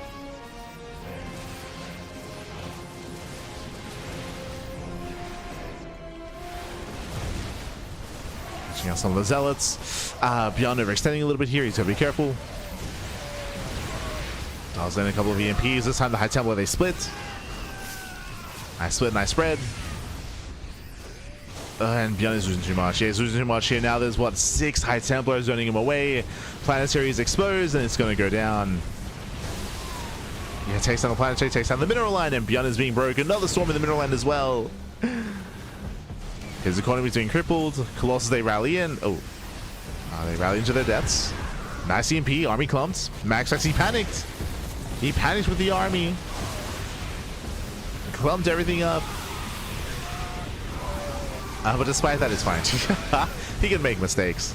Yeah, he can make these mistakes here. It looks like Immortals are going down, and ByuN, he does fight as best he can. He does trade as best he can, but it's still a numbers game. And GG gets called. GG gets called. ByuN has nothing left, and MaxPax takes game number 1. GG. Whew. GG, well played. MaxPax does take a lead in the series. Again, ByuN, he was able to take the better fight, able to take the better engagement. Despite that, though, MaxPax, he was so quick to morph in those Archons to maintain that army, maintain that position.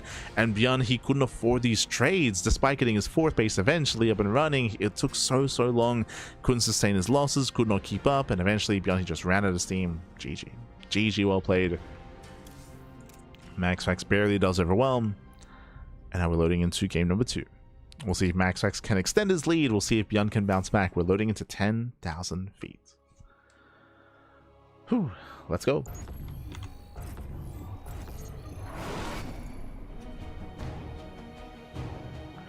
Felt so close even with EMP. So without, MaxPax would have won hard. Yes, of course.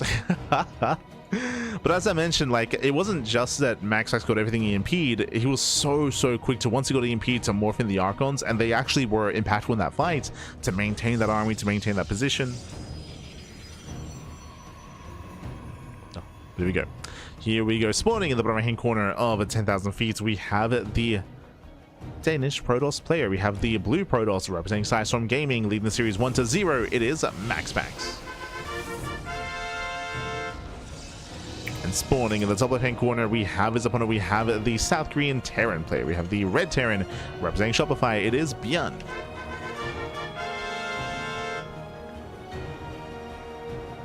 Let's go. Let us go, as ByuN does send out the SCV, and the goal here should be to eBay block. It's very common to eBay block here on 10,000 feet. So the reasoning for this is because the other natural base options at the 3rd locations are very open, they're very exposed, they're very accessible, and ByuN may be able to all in. As here comes the block. eBay's thrown down. MaxPax does probe scout across the map, and MaxPax, he will check the low ground, but is this too late? Yeah, he moves down, does spot the eBay, and it is too late. Yeah, it's too late at this point. MaxPax forces to take the unnatural. Naturally expands in the center of the map. ByuN is hit block. Oh, Jesus. Almost does block. Almost. That was close. And again, now MaxPax is forced into a more awkward position. I mean, kind of. Like, this base is situated in such a way where it can defend the entrance into the main. So MaxPax, if he can hold on to this forward location, he'll be fine. Meanwhile, ByuN going for the CC on the high ground is expanding. So Max expand out of ByuN. This can lead into a heavy 2-base all-in, and do you see what I see? Second Rax. Okay, second Rax is on the way. Now we have a couple of options here. Technically, this can lead into a 3CC 3 Rax build. Otherwise, this can lead into a 3 Rax stim timing, or even into a 4 Rax 2-base all-in. But hyper aggression out of ByuN. Yep, there it is. 3rd Rax has been thrown down. We're going for the sim timing. So the goal here is for ByuN to try to punish MaxPax and to break this otherwise exposed location. We'll see if he can. So cheeky moves out of ByuN. It's going to be on MaxPax to scout and to determine what's going on. Currently, MaxPax has no idea.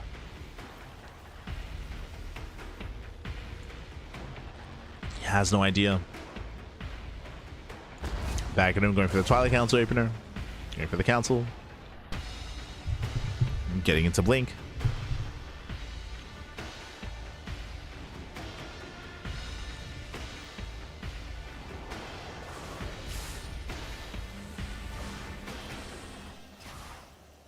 Oh, it's going to be Concussive Shell first, actually.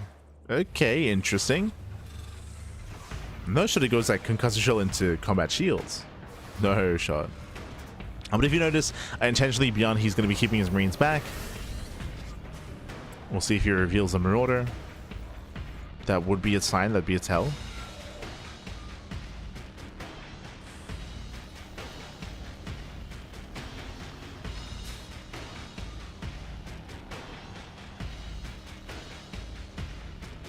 ByuN does move down to low ground. It's still on MaxPax to confirm. For all he knows, it could be 3 CC 3 racks, it could be a 2-on-1, it could be a 3 racks itself, it could be a 4 racks.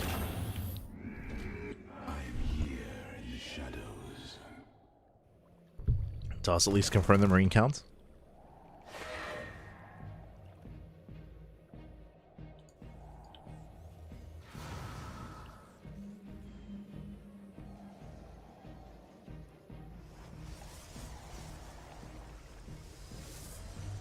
Does confirm the ByuN.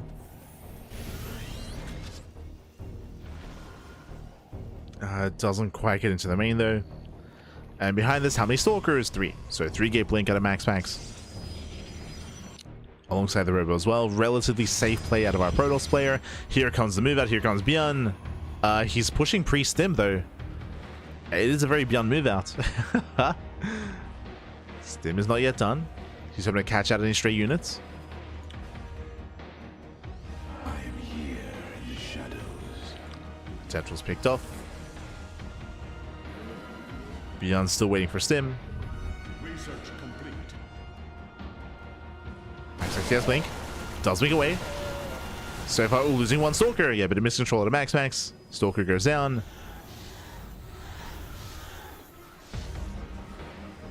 But so far, just peeking away at the Marines. Stim is now done. Guess they're losing another Stalker once again. Miscontrol. Second Stalker forwards. Boys are being pulled, and every probe here is going to go down. Losing up to 6 probe kills already. Army stims in, and we're down to what, 3 Stalkers? Oh my god. Yeah, despite the juggling here, Stalkers are getting picked off one after the other, and ByuN, he's doing it. He has broken MaxPax, getting himself the pylon, denies the warp in, depowers the Robo, and MaxPax, he has been broken. Again, he didn't know what was going on. He was not aware of the build.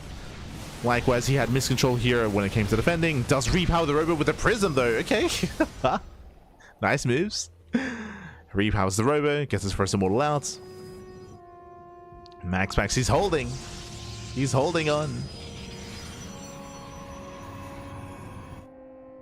Again, quick thinking out of MaxPax to repower that Robo. To get that Immortal out. Otherwise, that would have been game then and there. ByuN still has the advantage, still has the lead. And we'll see if he can close it out.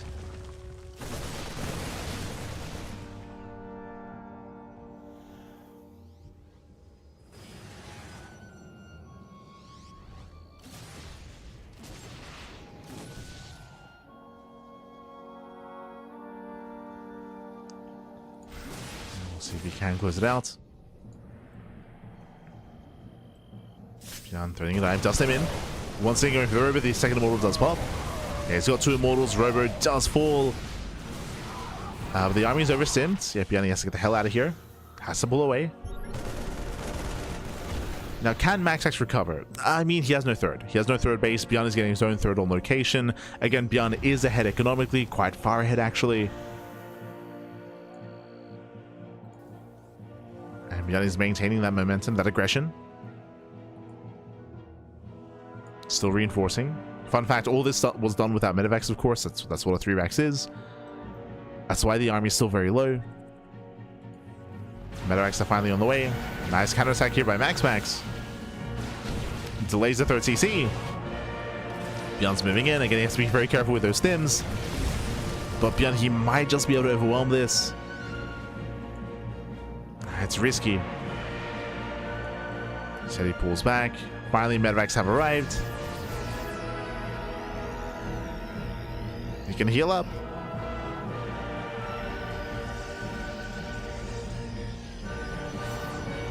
And without any splash damage, oh, jeez, move command. MaxPax does move command in, losing one of the Stalkers. And without splash damage, ByuN, he should overwhelm. Yeah, there's no storm. There's no storm. Gets one, gets both Immortals. All the Zealots, all the Charge Lots. GG gets called, and ByuN, he ties up the series 1-1. GG. Whew. GG, well played. ByuN does tie this up. Again, MaxPax, he was unaware as to the build of choice. He did not know how aggressive ByuN was being. He failed to scout the main base. And on top of that, MaxPax also was struggling when it came to the control. He did miscontrol his army. He lost 2, 3, 4 Stalkers. Despite having Blink and the Warp Prism, he wasn't quite able to preserve those units. And ByuN was able to break through, cripple the economy, GG. Sure, MaxPax, he did repower his robot and barely held on and barely survived, but he was just so far behind. And in the end, ByuN did close it out. And we have a series. We have a back and forth. Let's go. Let us go. Bearing in mind that before all of this, one of the reasons why this timing hit so hard and why it was so difficult for MaxPax to defend was also because of the expansion location. Remember, the eBay block at the beginning did force MaxPax to expose himself. So he was more exposed due to that expansion, but here we go, spawning in the top right hand corner of the Old Republic. We have the Danish Protoss player, the blue Protoss for System Gaming, being forced into a tied series. It is MaxPax. And spawning in the bottom left hand corner, we have his opponent. We have the Red Terran from South Korea representing Shopify. It is ByuN. Here we go. Whew. Here goes, the players are going to be opening up. And welcome to another one of our larger maps. Welcome to the Old Republic. Larger map in the map pool, longer rushes to spy ground. The fourth base is a little more accessible, is a little more open, is a little more vulnerable, and that is most likely going to be a factor coming into a longer and later game. But we'll see if either player is more aggressive than that. Again, last game, ByuN did go for a 3-racks. We'll see if he goes for something equally as aggressive. Hello. Meanwhile, a big shout out to Luis GGG. Baby guy. Luis. Gracias, baby. Gracias. Thank you so much. Thank you so much for the raid. Hope you had a great stream. Hope you had a great ladder session. Hope you had a great time. Gracias. Thank you. Thank you so much. Luis. Welcome, one and all. If you're tuning in, this is the grand finals here of the WardiTV Monday. The finals between MaxPax and ByuN. This is a best of 5 because it is the finals. And so far, we're in game 3. We're in game 3. We've had a bit of a back and forth.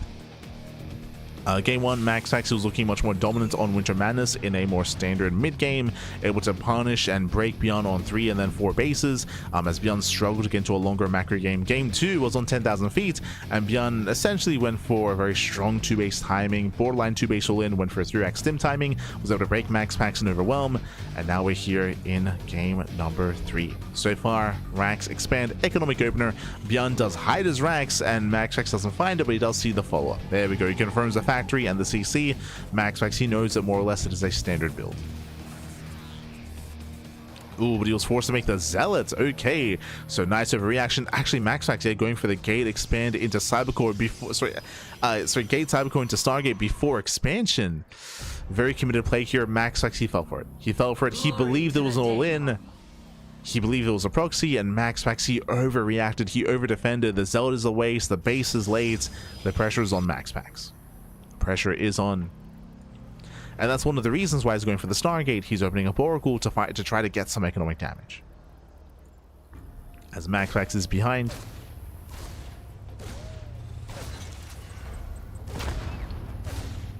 Zealot is revealed. ByuN should be feeling good about this, as the Tech Lab is finishing up and ByuN is working towards his Cyclone. Cyclone is on the way.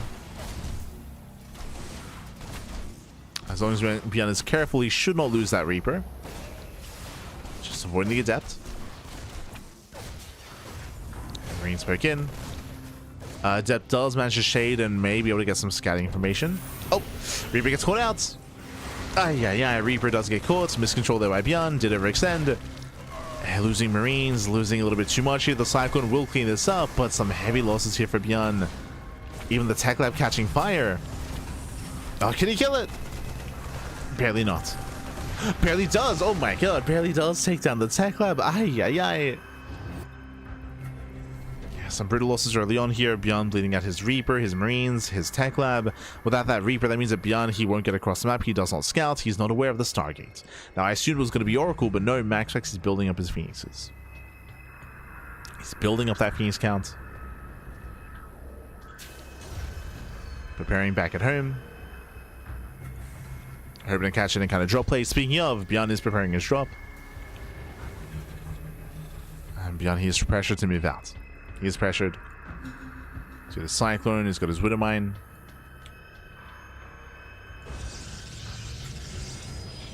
And the goal here for MaxPax is to lure the drop in and then lift the Cyclone. Lift the units, shut it down, clean it up.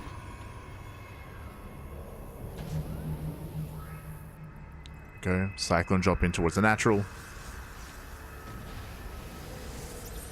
Phoenixes are revealed, cashing out the Cyclone. And that's just a free Cyclone here for MaxPax.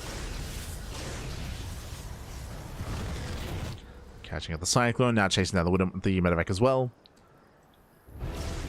Medevac will not get away. That Widowmine is still in the center.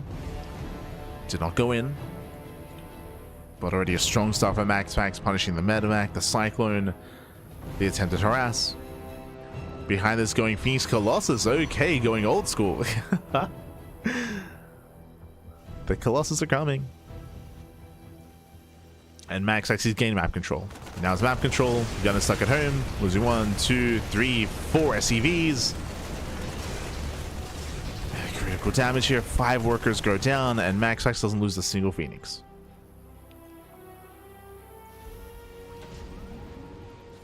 And again, the goal for MaxPax is just contain. Just contain the Terran.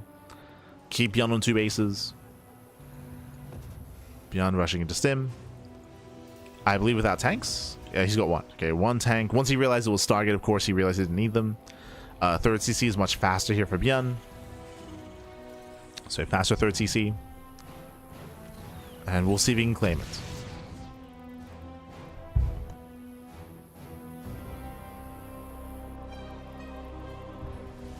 We'll see if he can.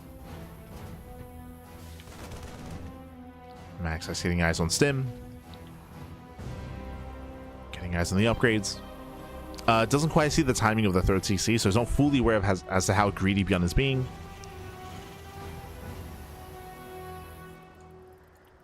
Yeah, he's not fully aware. Likewise, didn't see the timing of the Raxes either.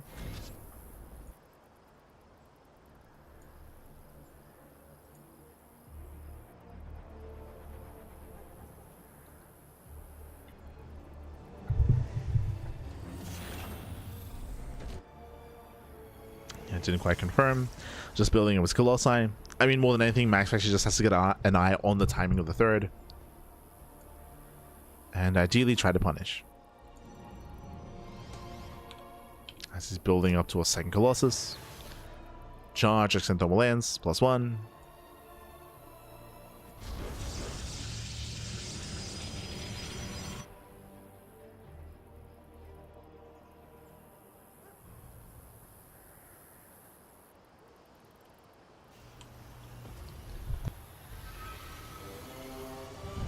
And again, we'll see if ByuN can expand. That's what this is going to come down to. For now, he's just turtling up. Here comes a third. Now floating over. Phoenixes are moving in. And we'll see how MaxPax reacts. As he's now setting up his own fourth.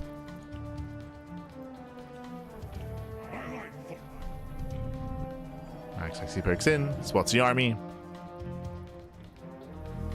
Spots the third CC as well. MaxPax is now aware. Behind this late fourth. Throwing down his tech instead, going for earlier storm. Does get a handful of SCVs, not bad. Catching out 3 SCVs, MaxPax expanding towards ByuN instead.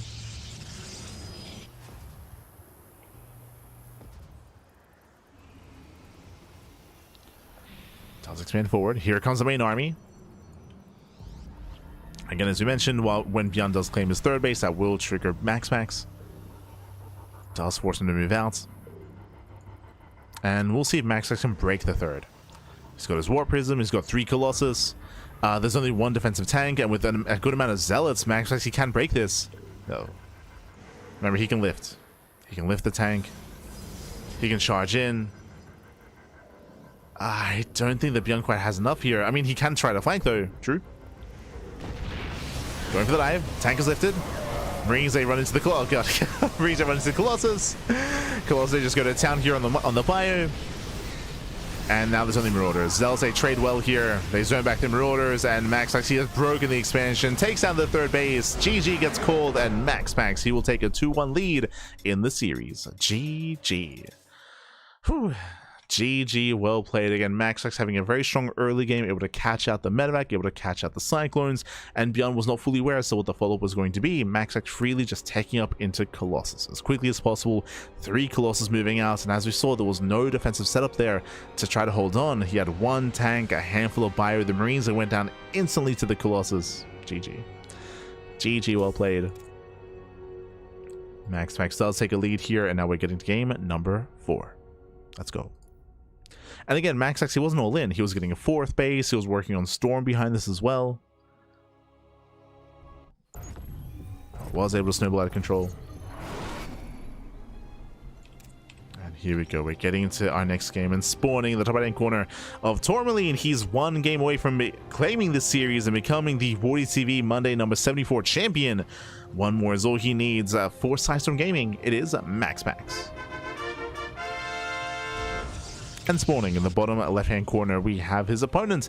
We have the South Korean Terran player. We have the red Terran representing Shopify. It is ByuN. Again, just a really rough early game there by ByuN in game number 3. Where he was just, his aggression was shut down, his scouting was limited, was contained, bleeding out his CVs, and by the time he expanded, he just got completely shut down. Again, just a very comfortable game out of MaxPax. But now we're leading into Tourmaline. Tourmaline is one of the smaller maps in the map pool, and hey, last time we were on a small map, like 10,000 feet, ByuN was able to pull off some aggression and catch MaxPax with his pants down. We'll see if we can do it again. We're expecting aggression here by ByuN. We're expecting aggression. So far, single gas opener. ByuN is going for a faster command center. More of an economic start out of ByuN.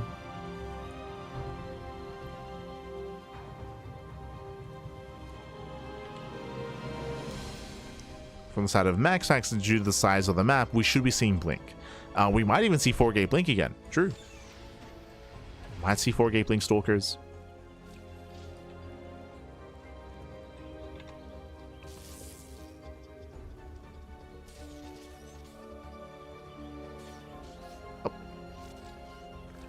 As MaxPax being as annoying as possible, delaying the expansion by a couple of seconds.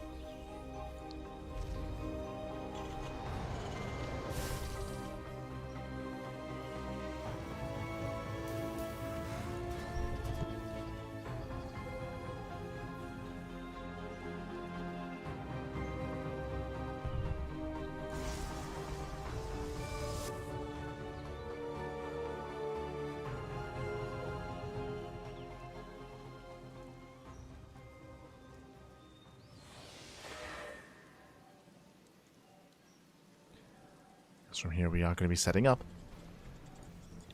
We're setting up. Oh, we have ByuN going for his own factory follow-up. So we were expecting a second Rax, but no, it's going to be a factory instead.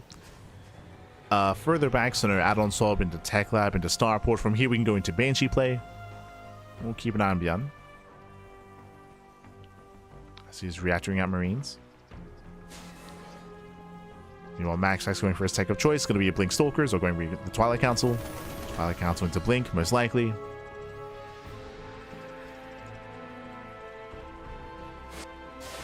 And we'll see where ByuN takes us. So far, just keeping up with the adepts. One does come into the shade. A bit of a mistake here by MaxPax.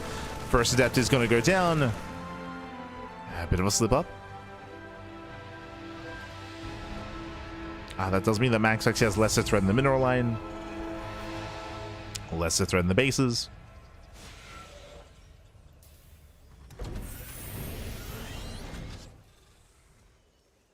And let's get out of here. Has to back off behind this. Do you see how many gateways? 4 gates. Let's go. Let's go. We brought this up earlier, but 4-gate Blink is the build of choice for MaxPax. Hyper aggression out of our Protoss player. I mean, what better way to meet aggression with aggression of your own?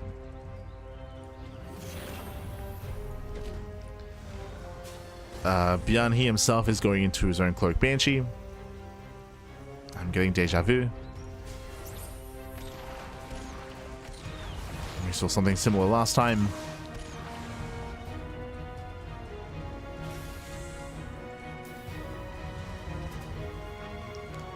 As So ByuN is looking to move out. MaxPax already has the robo, so he has access to detection. It's going to be the Prism first, in towards observers. And it's going to be a tough hold for ByuN. It's going to be difficult.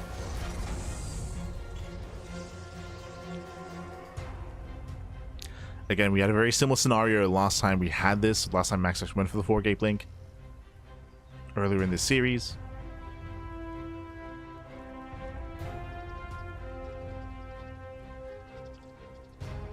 As MaxPax moves out, so does the Banshee. MaxPax can warp in 4 Stalkers at a time. Gets a Marine. Here come the Stalkers. Tank into position. Stalkers that do blink away. No range damage yet. ByuN is now aware. I mean, he did delay his bunker, so bunker is delayed. Main base is looking more exposed. MaxPax does he go for the dive? He does want to. Gets in. Yeah, 1 tank goes down. No more tanks left. Marines, they punish. They get 1. They get 2 Stalkers. Yeah, decent punish here. Cyclone does force us back. Banshee does hit the natural, and MaxPax, he does react. No observer though. No detection. Yeah, MaxPax is forced back home. There's the recall. ByuN does defend. And ByuN holds. Whew. ByuN, he does hold on. And then was able to catch 3 Stalkers for the tank. Not a bad trade for ByuN. MaxPax, he does not turn around though. He's still being active. He needs to be.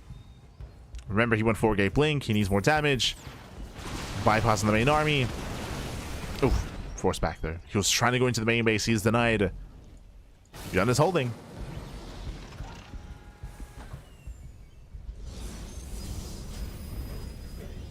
ByuN is holding on. Does with the Prism. Oh. Prism barely does get away. Oh. A bit of miscontrol Stalkers. They do dive in. They get 1 of the tanks. Yeah, not quite worth it. No, oh god. Not quite worth it. Heavy losses from MaxPax. And ByuN is stumbling out of control. He's going for the counter-attack. MaxPax, he falls behind. Again, he fails to get damage on with the 4-gate blink. And ByuN is pushing. ByuN is going for the kill. He's going for the throat. MaxPax is in danger. He's in trouble. Force the blink further away. ByuN defending his main. So he does break out across the map. Again, ByuN is committed. There is going to be a defensive immortal. Shields are triggered. Nice focus right with the Banshees. Triggers the shields. Depowers the robo. MaxPax setting up for the surround. Yes, coming in for the surround. And MaxPax, he might be able to clean this up. It's going to be close. Charge is about to finish. And here come the Zealots. Just a handful of them. Handful of Zealots on the way. Collapsing on the army. ByuN, he will lose everything. And he overextended. Yeah, ByuN, he did overextend. He does focus down, what, another 2, maybe 3 more Stalkers. But that was an expensive loss for ByuN. And now ByuN, how does he expect to defend his 3rd? He's getting his 3rd CC. MaxPax takes map control away from ByuN. And MaxPax does not need to push in, by the way. He does not have to push into the natural. We just calm down. Hit the 3rd. He's going for it. He's going for it. Max defense attack at home. Oh. Let's also jump into the mineral line. Trying to force friendly fire. Banshees, they get called out. Losing both Banshees. MaxPax does defend. And again, MaxPax, he has no need to push in. He does not have to push in. Just wait for ByuN to expand. Wait for ByuN to come to you.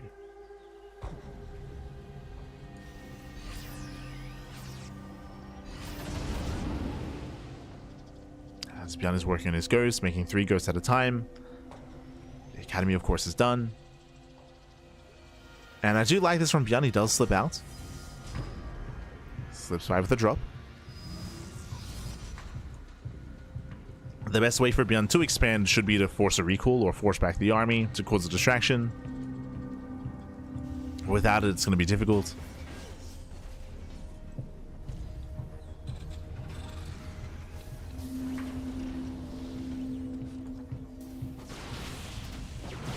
Stealth Spoke in. And behind this, MaxPax going for everything. Storm is on the way and Colossus. So Zelda get into the main. SCVs are going down. He wants that Ghost. Doesn't get it. Ghost survives. Stalkers, they dive in. They get a tank. They get one. They get two. Oof. 2 tanks go down. That means the third base is even weaker. Third base is denied. Not like this. Drop does have potential. Sims into the mineral line. MaxPax, I believe he just warped in. Forced a recall. It's going to be 7 probes. Not bad. 7 probes go down. MaxPax, everything turns around. Oh. And ByuN claims his third. As we mentioned, like, the purpose of this drop here wasn't really for damage. Killed 7 probes, which is amazing, but he forced the recall. He forced the recall back home. ByuN successfully expands. ByuN is still in this.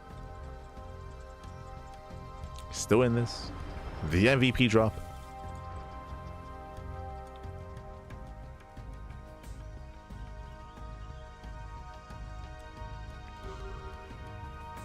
Okay, the first big hurdle. Gets his third. Next will be the fourth.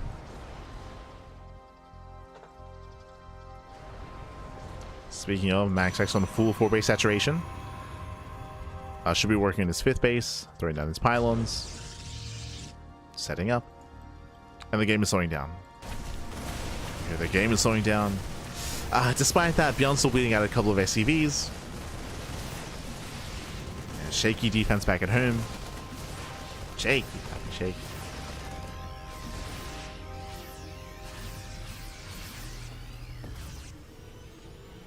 So the 6 SCVs falling. Behind this, MaxPax making 2 Colossus at a time. He's got plenty of High Templar. He's got 6 Templar, plenty of Storms.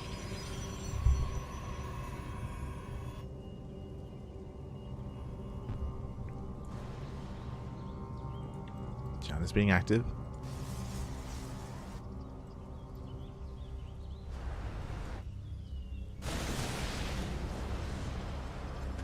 Oh, Storm does zone. How many Vikings do we have? 4. Only 4 Vikings. Second Star Push is now on the way. Yeah, ByuN's anti-air is looking... It's not looking ideal. ByuN's got to be careful. I'm loving the landed... He delays the 5th. Delays the Nexus. Let's go. Shout out to the landed Viking. Sorry, the landed factory. The landed factory harass. Let's go. As the base was delayed. ByuN claiming his 4th. A big moment here for ByuN. MaxPax, he's maxed out. He wants that 4th base. He's moving in. Blinks forward. He's got his 4 Colossus. Storms are coming in as well. Lands 1 EMP. High Templar, they do split. Another EMP lands. There's still, what, 2 more Storms available. Storm mainly zones. No major connections. Another Storm is coming in. And the CC is exposed. Yeah, the command center taking a lot of hits, a lot of damage. There's still 1 more Storm on the SCVs. 11 SCV kills. But I believe that was every Storm. That was almost every Storm. There's still 1 Storm left. MaxPax, he pulls away. He's got more Storms available. He's got the Storms. He's again moving in. EMP lands on the Colossus. EMP does catch 1 Eye Templar. Storm's still pushing forward. Nice EMPs. Okay, let's go. Takes out the Colossus. Gets 1, 2, almost gets 3. Very close fight. Better EMPs here for ByuN. And ByuN expands. Okay, that was all to fight for the 4th base.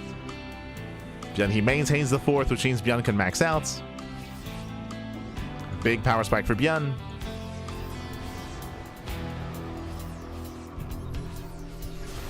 So he does split up his army. Ooh, does take a massive storm to the face. Oh wait, he stands in the no! He stands in the storms. Crazy damage. ByuN, calm down. Ay, ay, ay. Took the storm to the face, Matthew. Depowers the warp in, denies the warp in even. But MaxPax does defend.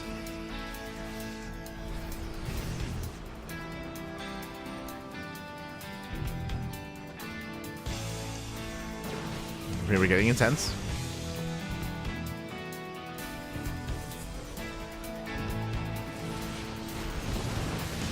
Catching out one of the Metamax. Again, MaxPax is holding. Building up to still only 6 Vikings, but does get the Colossus, not bad. Yeah, one Colossus goes down. Again, we're lacking storms. Just now coming in. Just now does zone.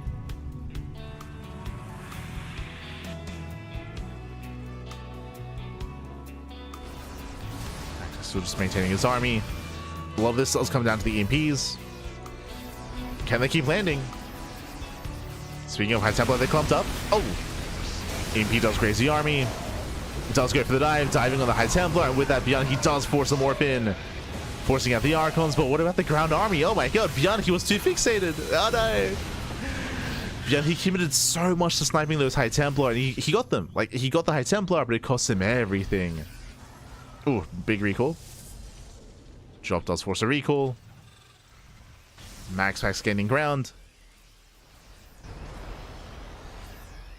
ByuN is going to be careful. Let's get nice EMPs on the Zealots this time. On the charge lots, boys are being pulled. Yeah, massive Archon shots in the SCVs. Colossus lagging behind, only one Colossus. And there's no storm. Yeah, there's no storm. With that, ByuN, he should hold on. No storm to worry about. Drop across the map is going to be dealt with. We're getting messy. MaxPax throwing away Immortals. Throwing away Immortals. ByuN does hold on, but did lose a lot of SCVs here at the third. The economy is lackluster. Likewise, MaxPax did lose all the High Templar and the Colossus, so it will take a long time to rebuild.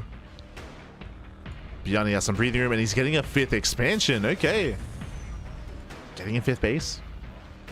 Now, because these engagements have been so tight and so close, ByuN hasn't had any spare resources to throw down any stack defense, right? So we have limited towers, sensor towers, missile turrets, depots, bunkers, SimCity, planetaries.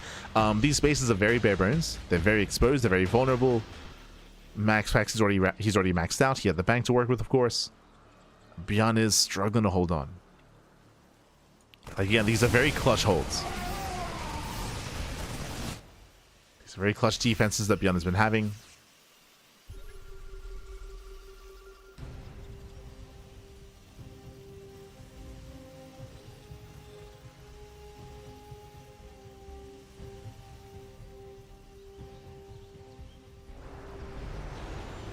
EMPs come in. Decent EMP on the Colossus. High Templar, they pull away. We have one Templar in the mix, coming with a storm. Does land. Does earn. Ooh, nice EMP. Catching out one of the Templar. And catching another. Oh my god. Yeah, the final storm lands. The CC is under fire. And another storm is coming in. Forcing back the Ghost. The Ghost, they're so low. They're so low on HP. And ByuN is breaking through. MaxPax is breaking through. Take something. The SCVs, no! The SCVs are rallying in! Get out of here. Get the workers out of here. As the storms, they just keep coming. Storm on the Vikings. Yeah, storm lands, Archons, they push forward. Massive storm when they goes. Yeah, storms are brutal, but there are no more Colossus. Army sims in. He rushes through the storms. And ByuN holds. ByuN, he holds, he shuts us down. Did cost him every single SCV. That's 22 SCVs going down. Oh, you can see the panic. Bit of a miss rally here from MaxPax, so he pulls away. Pulls away in time. You see how battered this army is. Massive. Oh god, he takes it. He takes the storm to the face. One more storm, papi. That's all he needs. ByuN, calm down. Calm down, papi. Yeah, he pulls back in. The economy is still stifled for ByuN. MaxPax is already remaxed. He's already built up. He has how many? 6 High Templar. 6 Templar. At least 6 storms. ByuN has to regroup, he has to re-heal. Has to heal up his army. Medevacs are running out of energy. He cannot top up his army. And MaxPax is coming. Now, the other scary thing, and if you notice the Viking count has been getting lower and lower. So only 5 Vikings against 4 Colossus. ByuN, he has to be careful. Once again, pulls away. There's 6 High Templar. No High Templar with the main army, though. And MaxPax has to be careful. Slowly pushing forward.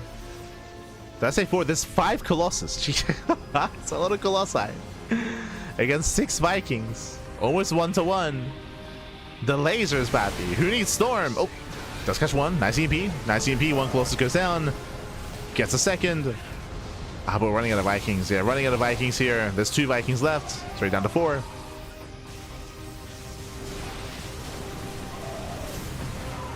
Colossus tied up here on the CC. Another Storm. Does land. Vikings getting picked off. Down to how many? 2 Vikings left. Only 2 Vikings, and MaxPax is doing it. He's breaking through. The army's just heavily overstimmed. Just kind of heal up. The base goes down. Massive Storm. And the Storms, they cover everything. MaxPax, he has done it. He has broken ByuN. We will not have an ace match. No game 5. GG gets called, and MaxPax will claim the series 3-1, becoming the WardiTV Monday 74 champion. GG. Whew. GG, well played. MaxPax does claim the series again. A very, very tight and very tough holds there for ByuN. As we were emphasizing, yes, ByuN, he was surviving, and he fought so hard for his 3rd base. He fought so hard for his 4th base. He fought hard for his 5th base as well. But even though he was able to expand and maintain himself, every time he was losing 10 plus SCVs, he was bleeding out his army. He could not build up any stacked defense, so his position was quite weak. He had a very weak position at all of his expansions. Typically, we expect sensor towers, missile turrets, depots, bunkers, other planetaries, other CCs to choke up the army. None of that was there because ByuN couldn't afford it. He could not afford it. He could not stabilize. It was a very intense, like 10 minutes there for ByuN, where he was barely hanging on by a thread. And GG, well played. We had some impressive engagements, impressive EMPs there by ByuN. MaxPax likewise did a great job when it came to splitting up his High Templar and always and trying to avoid them clumping. As I tried to, there were a couple of moments where he did clump up and he was punished for it, but they were few and far between. They did happen previously more often in the series, less so in this final game. Oh, less so in this game. But with that, GG, well played. Congratulations to MaxPax. And again, shout out to ByuN for making a series out of this. And again, a very, very intense final game here for ByuN as well. Fighting his heart out, trying to hold on, trying to survive, trying to expand. Very close, very clutch. GG, well played. Yeah. Just catching up, catching up. But GG well played with that. Congratulations to MaxPax. And a shout out to ByuN for making it to the grand finals, of course. Making it to the finals, making a series out of it here with MaxPax as well. Did see a lot of aggression out of ByuN and aggression out of MaxPax alongside him. Remember that this game did begin with MaxPax going for Gatling Stalker and failing to do damage. We had that back and forth. If you remember, ByuN initially had the better early game. He had momentum, and then he overextended. That's when he pushed across the map and he got his tanks and marines surrounded. He lost everything. He lost momentum. He lost that lead. And then we had that back and forth. But GG. With that, we are going to be wrapping up here for the evening. Just catching up on the bracket itself, catching up on our matches. Here we go. We just wrapped up with our evening broadcast. We were live this morning with the Patch Clash, with the Patch Clash Showdown. Meanwhile, we just wrapped up with the WardiTV Monday. Tomorrow, we're going to be live with the OC Elite Rising Star tournaments. That's going to be a lot of matches, by the way, a lot of StarCraft.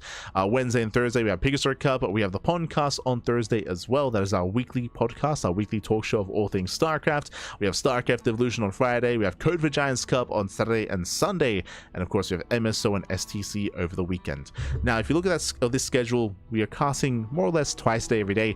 Wednesday evening, we have another unannounced tournament. Soon to be announced, but we have another cast on Wednesday evening. Get hyped, get excited. It's going to be a very fun one with all the best players involved, might I add. So best of luck to that. Best of luck for that event. But most likely will not be on Twitch. We'll be on another streaming platform instead. But do look forward to it. Do look forward to it as we are getting ready here for this soon-to-be Wednesday event. And again, plenty of other StarCraft, plenty of other tournaments. If you enjoyed the cast, if you enjoyed the games, then do consider checking us out over on YouTube. Exclamation mark YouTube in the chat or socials. We are live on a daily basis here on Twitch, YouTube, Facebook, and Kick. We're live on all 4 platforms, so you can follow us on the CranKy Ducklings. Likewise, we post every day whenever we go live over on our Discord, on Twitter, Facebook, Instagram, all things CranKy Ducklings. All things CranKy Ducklings. We're live every single day. We have the quantity and we have a little bit of the quality. True. But again, it's a very intense week of StarCraft. Again, we're catching up on all these otherwise missed events with StarCraft Evolution, with Euthermal's 2v2 circuits, with Code for Giants Cup, with Amantes StarCraft as well. We are almost completely caught up. I want to say like mid-March. Mid-March, we should be caught up, and then we can slow things down as we get into the playoffs of RSL. We'll get there. We'll get there, and eventually into Star Zagora, which is a little bit later in the year. Is going to be later in the year. It was just announced this morning. Oh, there you go. Oh, hey, we can talk about it. But yes, what are we going to be casting? The GSL CK and GSL. Sorry, I should say GSL CK. GSL CK is going to be this weekend. Oh, sorry, this week is going to be this Wednesday. So shout out to Kuro for letting us know. But yes, it has now been announced. There is a GSL event happening on Wednesday. It's going to be taking place on March the 11th and on March the 18th. And we'll be covering it. And again, we'll be covering it over on... We'll be covering it over on Soup, over on the official like GSL platform, not here on Twitch. Not on Twitch, but over on Soup. Oh, looks like Trigger's going to be streaming as well. Let's go. Let us go.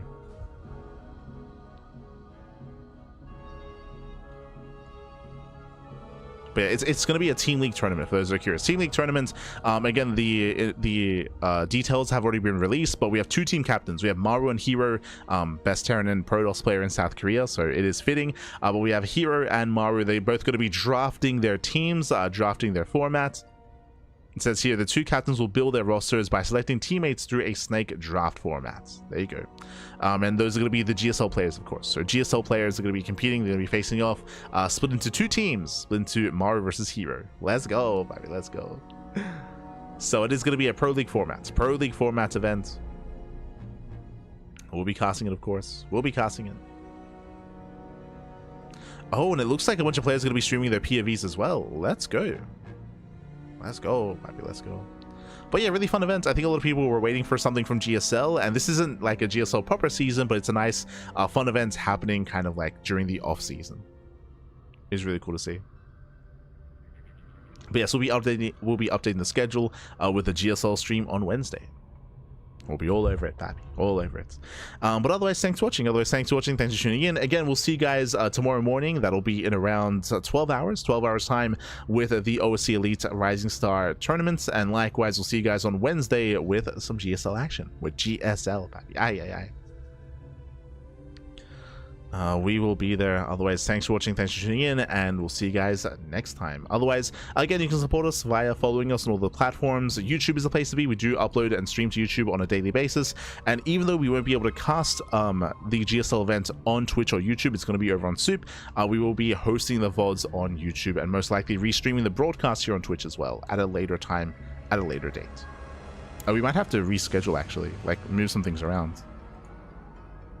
We'll figure it out. But otherwise, thanks for watching, and we'll see you guys next time. Ciao, bye, ciao. See you next time. Hasta luego.